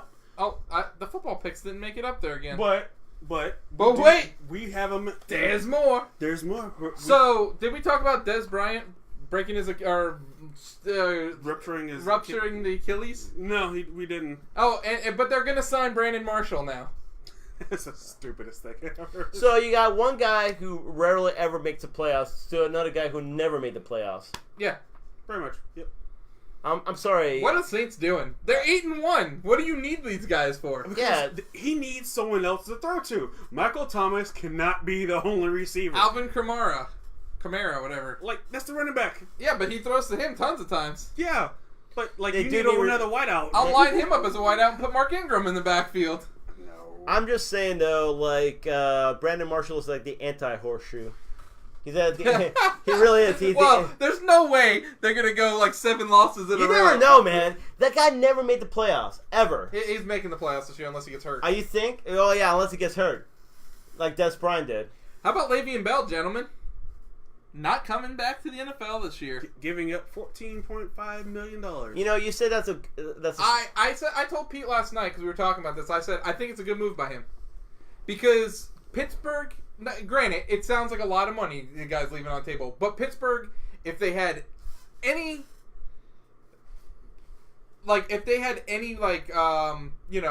Sense. loyalty to him, Yeah. that they were going to tell him that they were going to sign him, they would have already done it. Yeah. True. So basically, they wanted him to sign the franchise tender, $14 million. It's saying, hey, you're just going to be a rental this year. Yeah. Like, I am on Le'Veon Bell's side on this one. I feel that he's just like, you know what? I'll ride it out. I'll sit for a year, and I'll just come play next year and get my contract. You know what it is the performance of John Connor. Right? Is it John Connor, or is that his name? John. Yeah, it could be John Connor. John Connor from, like, the Terminator. Yeah. Yeah. Oh, my goodness, that's funny. But anyway, it's his performance that I think was the difference. Like, what created all this, because if he did bad, I'm pretty sure the Steelers would have gave him a big contract to Le'Veon Bell and brought him back. But because he did so well and he's doing so well right now, I think that's why. And look at the Steelers too; they destroyed the Panthers the other day. Yeah. So to them, they're like, "Why do we need him back? Why do we need to give him a big contract to get him back?" And Ben has actually been trying to contact him, and he's been ignoring him. And Yeah. other players actually raided his locker. Yeah, they probably don't want him back. They're like, "Okay, peace out, guy. Yeah. You know, we don't need you." Yeah, but he'll get a big contract from somebody next year that needs a running back. I don't know, man. Let's go Bucks. The Bucks need a running back. Jets need a running back. Vikings need a running back. The problem is he might be asking for too much, and I don't. You might say Dalvin Cook, but I haven't even seen that guy play more than 10 snaps. I'll be honest, he might be asking too much, and I don't know if I want to give him too much. Even though he is a great... He's worth it. Yeah, depends. I think the Steelers are a great team, and I think anybody who plays in the Steelers becomes better than it should be. So nothing was said about Tommy Boy, but we did watch the Adam Sandler stand-up. Oh my goodness. That was amazing. Have you seen it? Nope. Awesome. Amazing. Really? Awesome. Very good. Now, I think... Phone, wallet, keys. Now, his jokes in the stand-up are okay, but his music in the stand-up is amazing. Yeah, off the chart. Off the charts. Like, you know, I think he makes some funny jokes here and there, but I think the music part of, like, his stand-up is so good. Okay. Because he has at least 4 or 5 good songs that are hilarious. Yeah, that are hilarious. And then he has a really awesome tribute to Chris Farley at the end of it. That's awesome. Yeah, to me, that was, like, the most heartwarming part of the whole thing and all that. Because, I mean, it's cool, though. Because they were close friends back in the day, and it's cool that he's actually, like, doing that. Because, to be honest, I love Chris Farley. Yeah. Definitely one of those things where, like, it was definitely too soon for him, and it would have been awesome seeing some more stuff. Crazy, only 4 starring roles for Chris Farley before he passed. And, you know, we actually saw, like, he was supposed to be Shrek. The original, yeah, you know. I knew that. Yeah. And I tell you what, if he was Shrek, it probably would have been pretty good, but it would have been a completely different movie. Completely different movie. Mike, I think, I don't know, it's so hard to say if it would have been, like, how it would have been, because Mike Myers is so great with a Scottish accent as Shrek. it's kind of I don't know, because we watched the storyboard and like they had like a scene from it, and it was more like it was Chris Farley as like okay. Shrek was Chris Farley, like kind of like the the awkward like fat guy, more so than like, because Shrek was kind of like a big ogre, like with Mike Myers, he was kind of strong and stuff like that, whereas like Chris Farley's just kind of wimpy actually. Yeah. Well, I don't know if he was wimpy, but I just felt like it would have been more like Chris Farley, like his story or his life, more than like Mike Myers, like the whole portrayal of it. It would have been a completely different movie, but you never know. It's just, unfortunately, we'll never know like what it could have been. But yeah, the Adam Sandler stand-up was amazing. 100% Fresh on Netflix. Not really 100% Fresh. That's the name of it. But it was pretty close, actually. Yeah, it's at like 90-something%. Yeah, so go watch it. Seriously, I highly recommend it. So what's the football picks we got here? All right, so we have not Anthony, but Ryan leading between all of us. The man who's not even here. The man who's not even here. Barely even shows up. Not even in the comment section. Yep, barely shows up. The man barely does anything. That's why we can't have him win. Exactly. He's winning now with the record of 89, 57, and 2. Who's second place? Followed by Mr. Pete here with 85, 61, and 2. Followed by Anthony, 84, 62, and 2. Then me, last place, whatever, 79, 67, and 2. But it's still pretty close. Still pretty close altogether. So, let's start to the football picks. Football picks this week. Green Bay versus Seattle. We all went Seattle. But isn't the GOAT on the other team, Pete? Aaron Rodgers? Yeah, I always have to hear you, giving this guy stuff that shouldn't be talked about on the podcast. Reach around. Hey, I'm not the only one. I'm pretty sure Chris Collinsworth and all other guys are like, oh my god, he's the best ever, or whatever. So no, they say that about Tom Brady. I don't know, man. So they said, Sarah said that the three of us should star in a 2019 Three Stooges movie. We would kill it. Certainly. Knock, knock, knock. Wait, do it right now. Do it work. It actually works. Oh, man. Anyway, Dallas versus Atlanta. We all went Atlanta. The Dirty Birds. Cincinnati versus Baltimore. Anthony and, the three of us went Baltimore. Rhino went Cincinnati. Go Baltimore. Carolina versus Detroit. The three of us went Carolina. The Three Stooges. Yeah. Three Stooges went Carolina. Ryan went Detroit. I like to say more like the Three Amigos. Yeah. Yeah. Three Amigos are a little bit better. Yeah, it's a little bit better. You got Martin Short, Steve Martin, and Chevy Chase. Chevy Chase. I mean, I like that a little bit better. So what's who's Rhino then? I don't know. Is he the Shemp of the group? Yeah. If anybody doesn't know Shemp is from Three Stooges, look it up. Tennessee versus Indianapolis. What? You two went Indianapolis. Me Captain Andrew Luck. Captain Andrew Luck. Dear mother. Dearest mother. If you haven't checked his Twitter, hilarious. Be sure to do so. Me and Rhino went Tennessee. Tampa Bay versus New York Giants. Oh, shit. Did Anthony actually pick the Giants this week? I did. I picked the Giants this week. Giants? I don't know. We'll see. We'll see what happens. JPP is coming in. JPP for the Bucks? Yeah. JPP put up some bulletin board material. He is digging his team into a hole. Maybe, maybe not. Him and Gerald McCoy. We'll see. Hopefully your line can hold him. We'll see if that one hand could wrap up Saquon. Can you give me a... Hopefully he doesn't bring any fireworks to the show. Can you give me a high five? I'd give you a high 3, though. The man was on your team. Yeah, but he's an idiot for going over there with the whole fireworks thing. I'm sorry, dude. You pay somebody to do that, man. Oh, yeah, he was. Okay, Texans versus Washington. You guys went with Alex Smith and Washington. I went with Houston. Can I say I went with Adrian Peterson in Washington? Alex Smith is such a game manager. Dude, Adrian Peterson is still a beast. He is. The beast. Even at 83 years old, he's still a beast. He'll keep on going. He is. Pittsburgh versus Jacksonville. If you guys don't remember what happened last time these two played, they got their asses spanked. I'm talking about Pittsburgh. But Jacksonville has picked up now 2 former offensive linemen from the Giants. Now, if anybody watched the Giants play earlier this year, I don't see how these guys could play in college, let alone the NFL. Also, if you don't know, this is the second week Leonard Fournette is back. It don't matter if you got these jabronis. It don't matter. You had like freaking like. I'm sorry. Leonard Fournette cannot throw a ball. I'm just saying, and they need a quarterback on that damn team. So what? We were talking about Adrian Peterson. We can't. Alex Smith. He has Alex Smith over there. Yeah, all you have to do is hand the ball off to Leonard Fournette. Who does Fournette have? Blake Bortles, man. Who's complete trash. Where's your shirt, Chris? What? Your UCF, baby. Blake Bortles. Trash. There it is. There it is. Blake Bortles, baby. The Golden Knights. Woo! Oh my goodness. I'm just saying though. In Pittsburgh, Shauna, the Jets never get lucky. If anything, the Jets are the most unlucky team ever. The Jets are like the Mets almost. Who has a better record this year? Not for long. Probably not for long. I'm not even joking. And I'm okay with that because Todd Bowles as a coach is trash, and we can get a better draft pick. So I'm okay with it. Anyway, moving on. Oakland versus Arizona. Arizona. We all went Arizona except for Ryan Raymond. Except for Ryan. Because for some reason he's taking drugs now. I'm going Josh Rosen, baby. Denver versus the Los Angeles Chargers. Phillip Rivers, baby. Go Chargers, go. We all went with Phillip Rivers. And then Philadelphia versus New Orleans Saints. Everyone went with New Orleans. I went with Philly. Drew Brees. Drew Brees, man. That guy.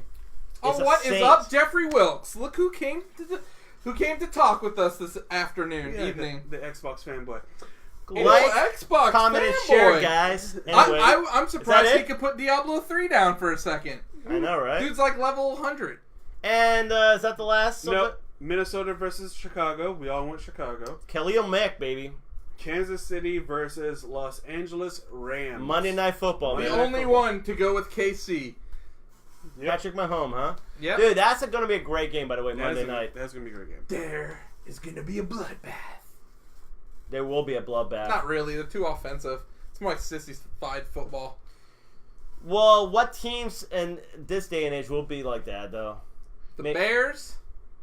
No, not even really. No, not really. No, man, they don't really have like stuff like that anymore, man. Like Steelers still. I can see that. They're still no. Actually, you got the Bengals because they got what is his name? I don't know. That dude that's always getting suspended for the Bengals. I don't know. You know what I'm talking about. The guy like cheap shots at Antonio Brown like every time they play.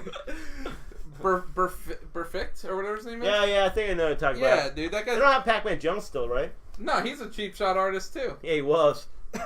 Did they got what's the name? They need to get that kid that was playing basketball for a. Oh my goodness! For that guy is such a dirty ass player, man. I can't believe he did that, man.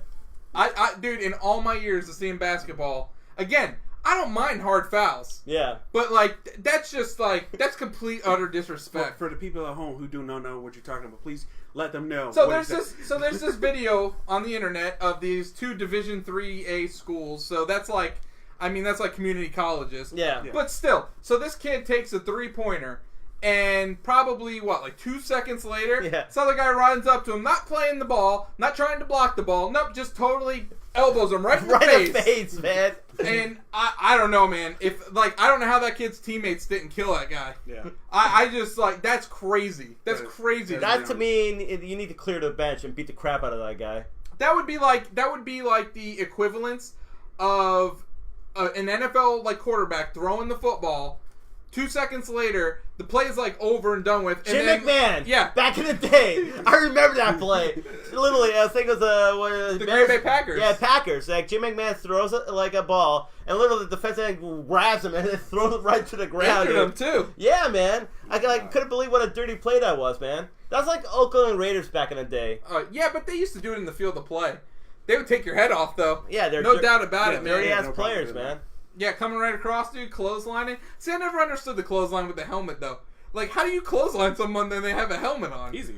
Wouldn't that hurt your arm, though? Not really, if you hit them, right in the pads. Like, right here. Yeah. Trust me, I was taught. Oh, dude, clothesline? Yeah. Then you go clothesline for hell, you're like, BAM! Like, pretty much because I was offensive line and defensive line, and then my coaches would at some point be like, I don't care. The play is not dead yet. You wrecked the shit out of him. You beat his ass. So it was like... Was Greg Williams? Yeah, He's like, you see that Sarasota High School quarterback? $20, you take him out. He's like, I want broken clavicles or whatever. Like, broken kneecaps. Like, my coach wanted, like, sacks up the butt. And not only that, but, like, he wanted to make sure the quarterback was hit almost like every single down. It's like, I want him. Greg Williams. Totally. Seriously, Greg Williams, man. You better break his neck. Who is now the coach of Cleveland. And guess what? He's 1-0 as the coach of Cleveland. Beat the Falcons last week. That is true. So is it going to be bad in Cleveland? Maybe. Broken necks, guys. Seriously. So anything going on this weekend? What's opening this weekend? You got Fantastic Beasts. Damn. The Crimes of Grindelwald. Which got, it's getting mad reviews, man. Which is pretty disappointing. 51%? Damn. 51% Rotten Tomatoes, That means guys. Rhino will love it. He's like, come on, guys. You're going to listen to the critics and all that? You got to go watch it yourself, make your own opinion. But yes, if you love the Harry Potter series, please make your own opinion. That's what he sounds like. And just go see it yourself. Also, Widows, the movie with Viola Davis. Plus, Warner Brothers makes it, so Rhino's like, oh, I love it. Yeah, Warner Brothers, good, I love it. That DC, you got to support it and all that. So anyway, sorry. Widows, the movie with Viola Davis, Liam Neeson, Colin Farrell. Which actually has great reviews right now. Yeah, it does, actually. Yeah. The guy from Get Out, I forgot the actor's name. I forgot his name. Daniel something. And then Michelle John Bernthal's in it as well for a little bit. The Punisher. The Punisher. Michelle Rodriguez is in it. Yeah. But yeah, that seems to be a good one. And then I can't think of anything else. Has anybody watched The Outlaw King yet? I have not. No, I have not. Been too much stuff to watch. Way too much stuff to watch. It's weird. Like, I just don't get excited for Netflix movies, but the TV show's like, boom, day one. But like, I still haven't seen a movie though that I've been like. But here's. Did you like Bright? I haven't watched it yet. I thought that was okay. I'll be honest. I watched and it's not because I didn't like it. I turned it off. I've watched like 15 minutes of it, okay. and it was good. I enjoyed it. That's from the same guy that did End of Watch, right? Yeah. Yeah, and it kind of seemed like that in a way. So I really like End of Watch, by the way. Great movie. Yeah, great movie. But yeah, I mean, I'm not opposed to watching it. It's just something weird about like. I don't know. Orcs and all that? No. I'm talking about Netflix like having movies on there, like original movies. Like I'm so used to the TV shows. I just don't know why I can't like get behind watching like the movies. Like I want to watch Beasts of No Nations. I heard that's a great movie. I'll be honest. I think the Kurt Russell like Santa Claus movie. Oh, that's gonna be good. Yeah, I think I'll watch that because that actually looks like a nice production. So that comes out on the 22nd. Is that Thanksgiving? Yeah. Yeah. Oh, so it comes out, dude. Brilliant. Yeah. Freaking brilliant, dude. Yeah. So you're going to go be eating your turkey and watching that and all that? Yeah, you're going to be watching that before you go Black Friday shopping at 5 p.m. because that's when all the other stores open. Oh, and we'll be probably talking about Black Friday next week and a little bit about Thanksgiving next week as well. And we will be here on Wednesday night, guys. We are not changing the time. We are not changing the time for you guys, so we'll be here. We'll be here. I don't know if I'll be able to watch Fantastic Beasts until before then, but I'll try to.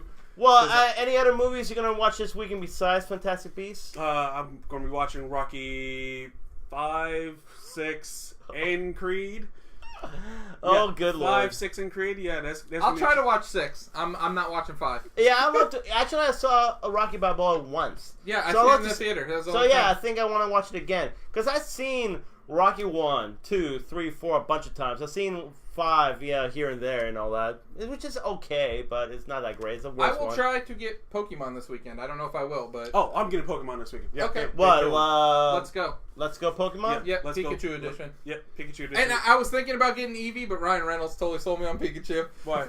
Because it's freaking Ryan Reynolds. Oh yeah. That's right. But I thought you said Ryan Raymond for a second. No, Ryan Raymond. Ryan Raymond ain't selling me on shit. But yeah, I'm getting that day one. I also have the little Pokeball that comes with it. Oh, you're getting the $100 version? Yeah, the $100 version. Cool. Good lord, $100 for that damn thing? Well, no, it comes with a controller. Ah. It comes with a Pokeball controller. And then you carry it throughout the world, and that's the only way. Can you actually throw it like a Pokeball? Yeah. Yeah, you actually throw it. You throw it. Yeah. But you don't let go of it, but Yeah. you pretend like you're throwing Yeah. it. Oh, and you catch. You can carry it with you, and it actually connects you with the Pokemon Go. Yeah, and you can trade your Pokemon from your mobile game over to your Switch. Christ, they're gonna make a lot of money, aren't they? Yeah, Oh, yes. of course. Yes, definitely. Well, that's you got to think though. That's like the only holiday game they have. Yeah. I mean, Well, Smash Brothers, but I don't consider that at that point in the year. I don't consider it a holiday, dude. Black Friday shopping's already done with. I mean, granted, people are gonna get it. I think people are gonna get that day one though. I don't think people are gonna wait for the holiday for that one. Whereas I think the Pokemon game, I think people wait for. I think they're gonna sell a lot of Labo, this like Black Friday and stuff. I know Best Buy has a deal. You can buy any two of them for $100 right now, so that's pretty good actually because they're normally like what $80. $80. Yeah, a piece. Yeah. That's not bad. So, anything else from our audience? Sarah would like to see Green Book. I don't know what that is. Oh yeah, that's the one with Viggo Mortensen and Mahershala Ali.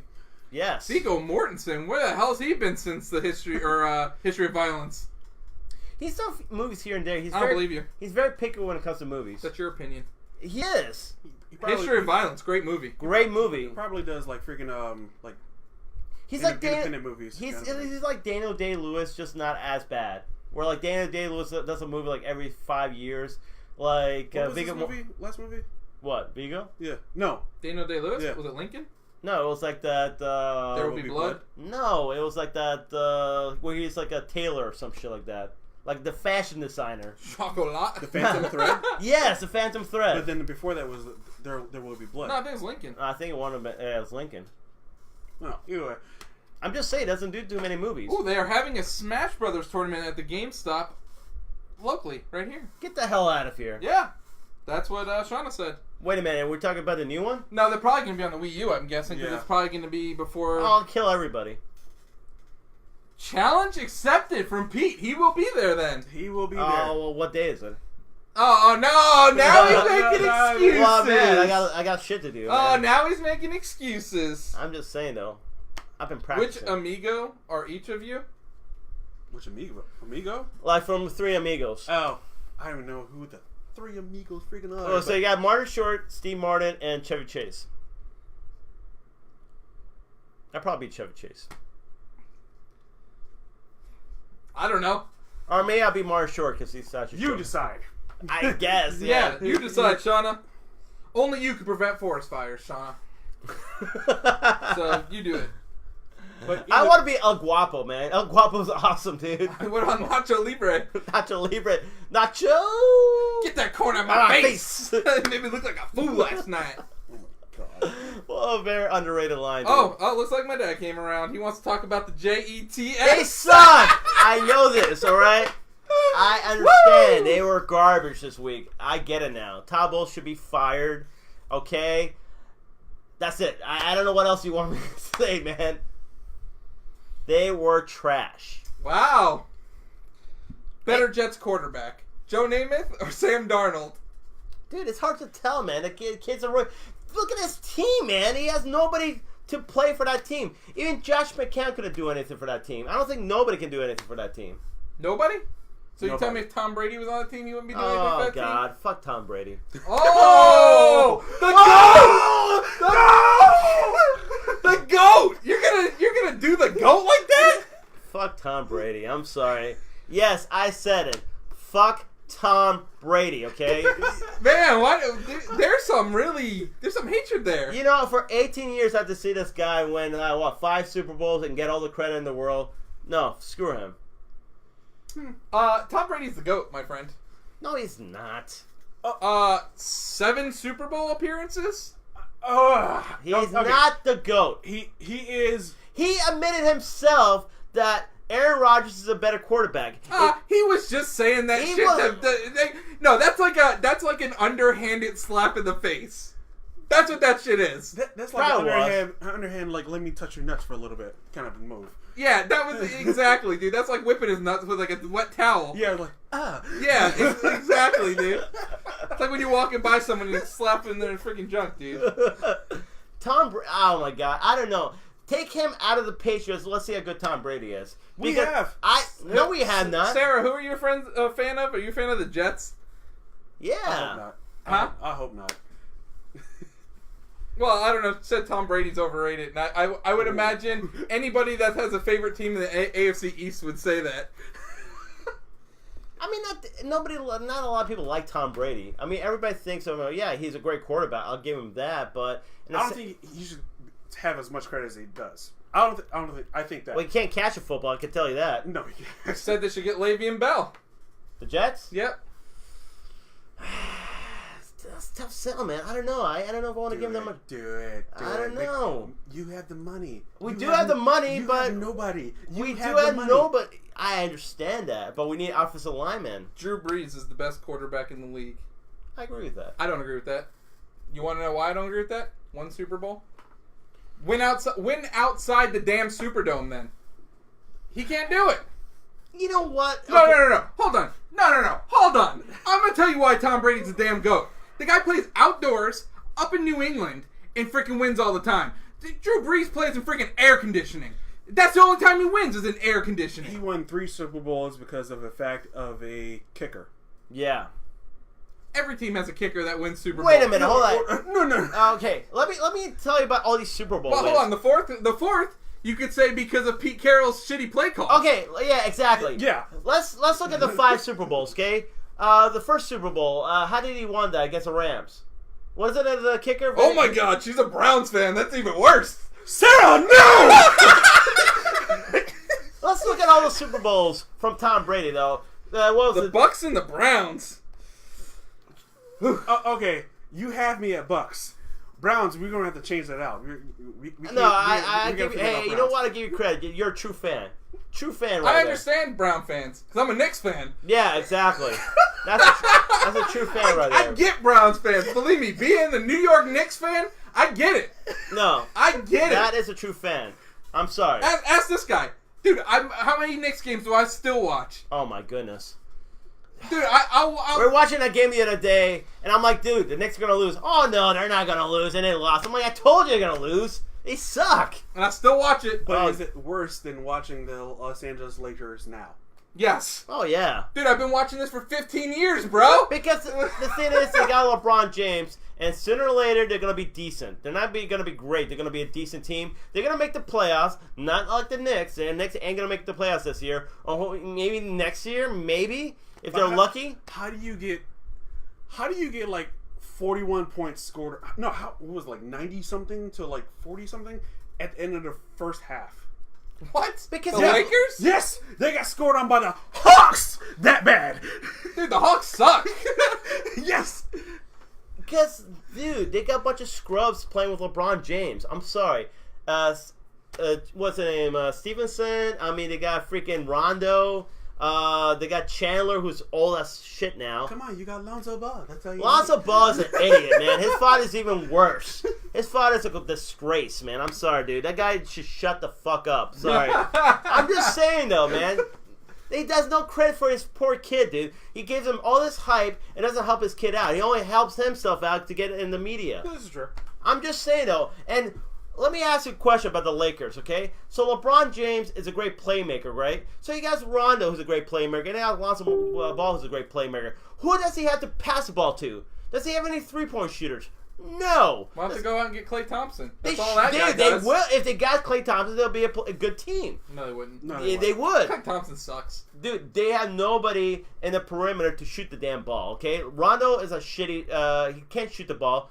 Ball cannot shoot the ball. Only LeBron can shoot the ball, but he's like, but he can't really shoot the ball because he missed 2 freaking free throws to actually win the game the other night. The only reason LeBron's over there because he's in LA, so he can go and make his movies and all that stuff and become a. Then why not play for the Clippers? Cause Clippers are not that good too, dude. It's the Lakers, man. They trade their best player like Blake Griffin. Yeah, who's doing probably pretty good over there in Detroit, I think. But dude, LeBron, he has nothing to prove anymore. He's already has Hall of Fame status. His legacy is already set. He'll never be Michael Jordan. It's just final. That he's just gonna be a great player, not come close to Michael Jordan, and that's it. You know, I mean, I don't think he's gonna come close to Kobe Bryant. fight me on this, okay? Whoa. Fight me on this, okay? I don't think he's even a couple close to. He's gonna be a great player. He's a top. I'll say top 10, top 10 basketball player of all time. Maybe close to 6, but that's my opinion on LeBron James. Huh. Okay, we're gonna have to talk about this a slightly off top 6 basketball players. Wow, yeah, I said that.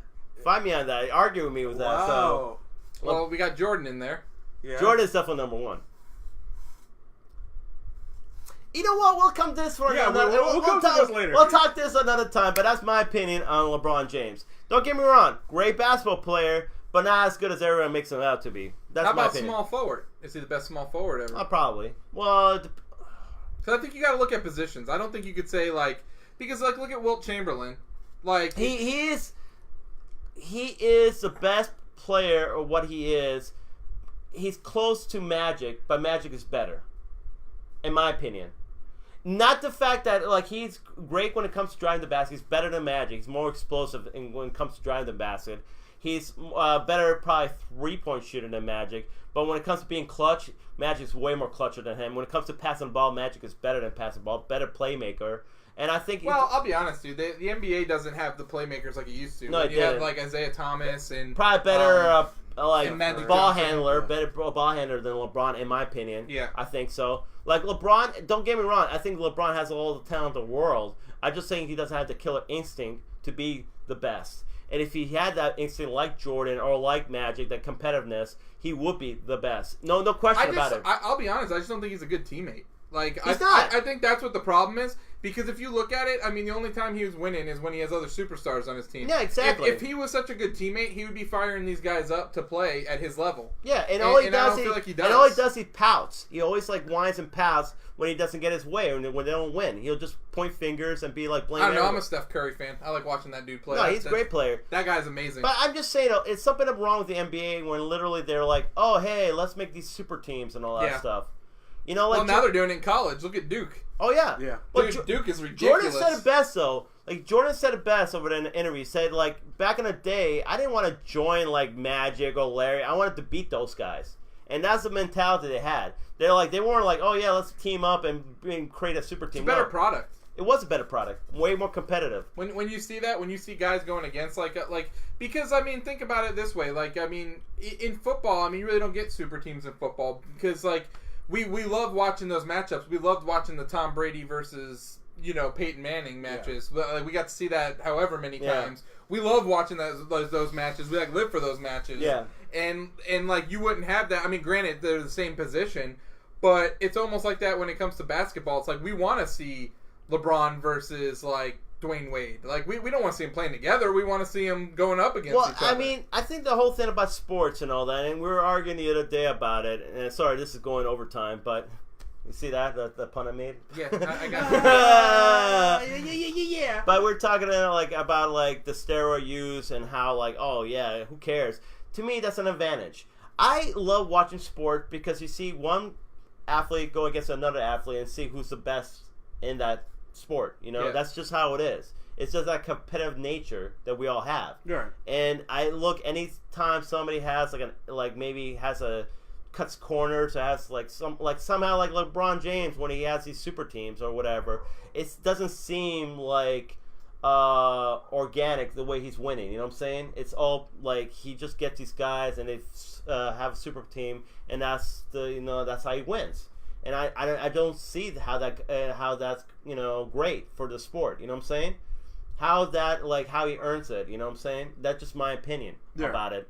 And I feel now granted he did one over there in Cleveland, and he didn't really have that many big superstars in Cleveland when he beat the Warriors that one year.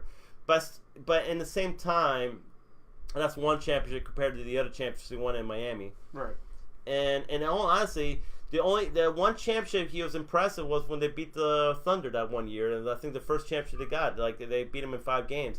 The freaking San Antonio Spurs, dude, if it wasn't for Ray Allen tying that game to go overtime in Game 6, they wouldn't have won. The Spurs wouldn't have won that game. You know what I'm saying? Yeah. And if it wasn't for Draymond Green getting suspended in Game 5 against the Warriors, I think the Warriors would have won that series. So then, in my opinion, I don't know. I'm not impressed with LeBron James' him win those championships. I'm just not impressed with his legacy in that sense.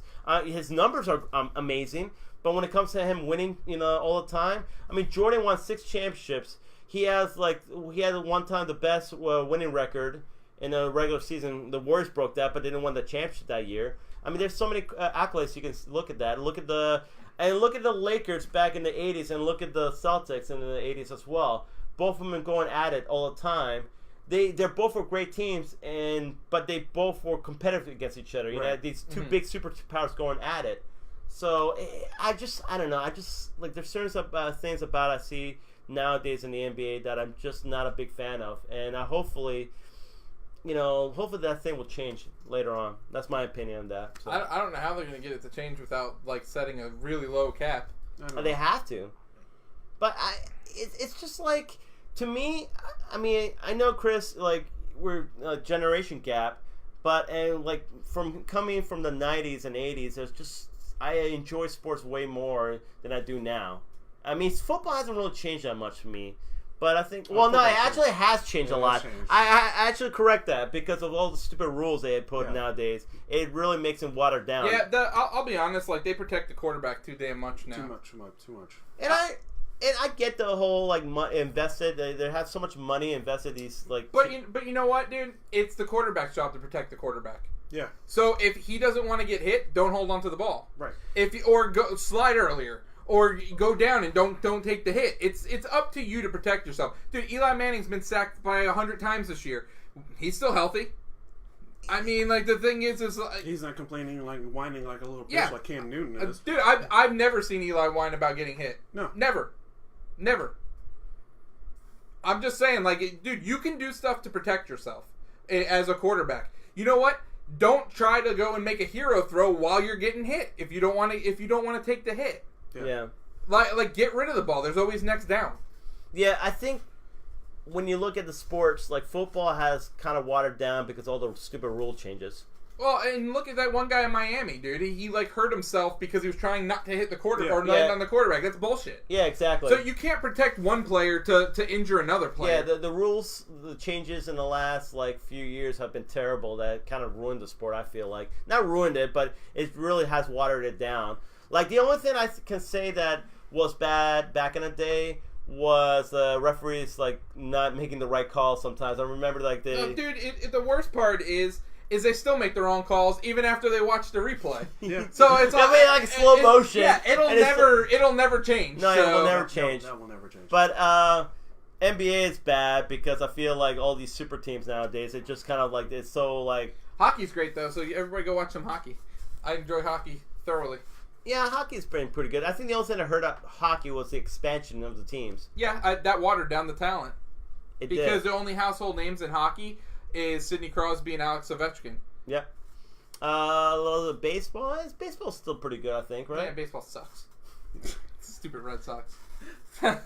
Anyways, we went way over this evening. So, oh my goodness, we have. Oh my god. Anyways, guys. We are slightly off topic. We are part of the BS Radio Network. Be sure to check out the BS Show. Be sure to check out ADD Sports.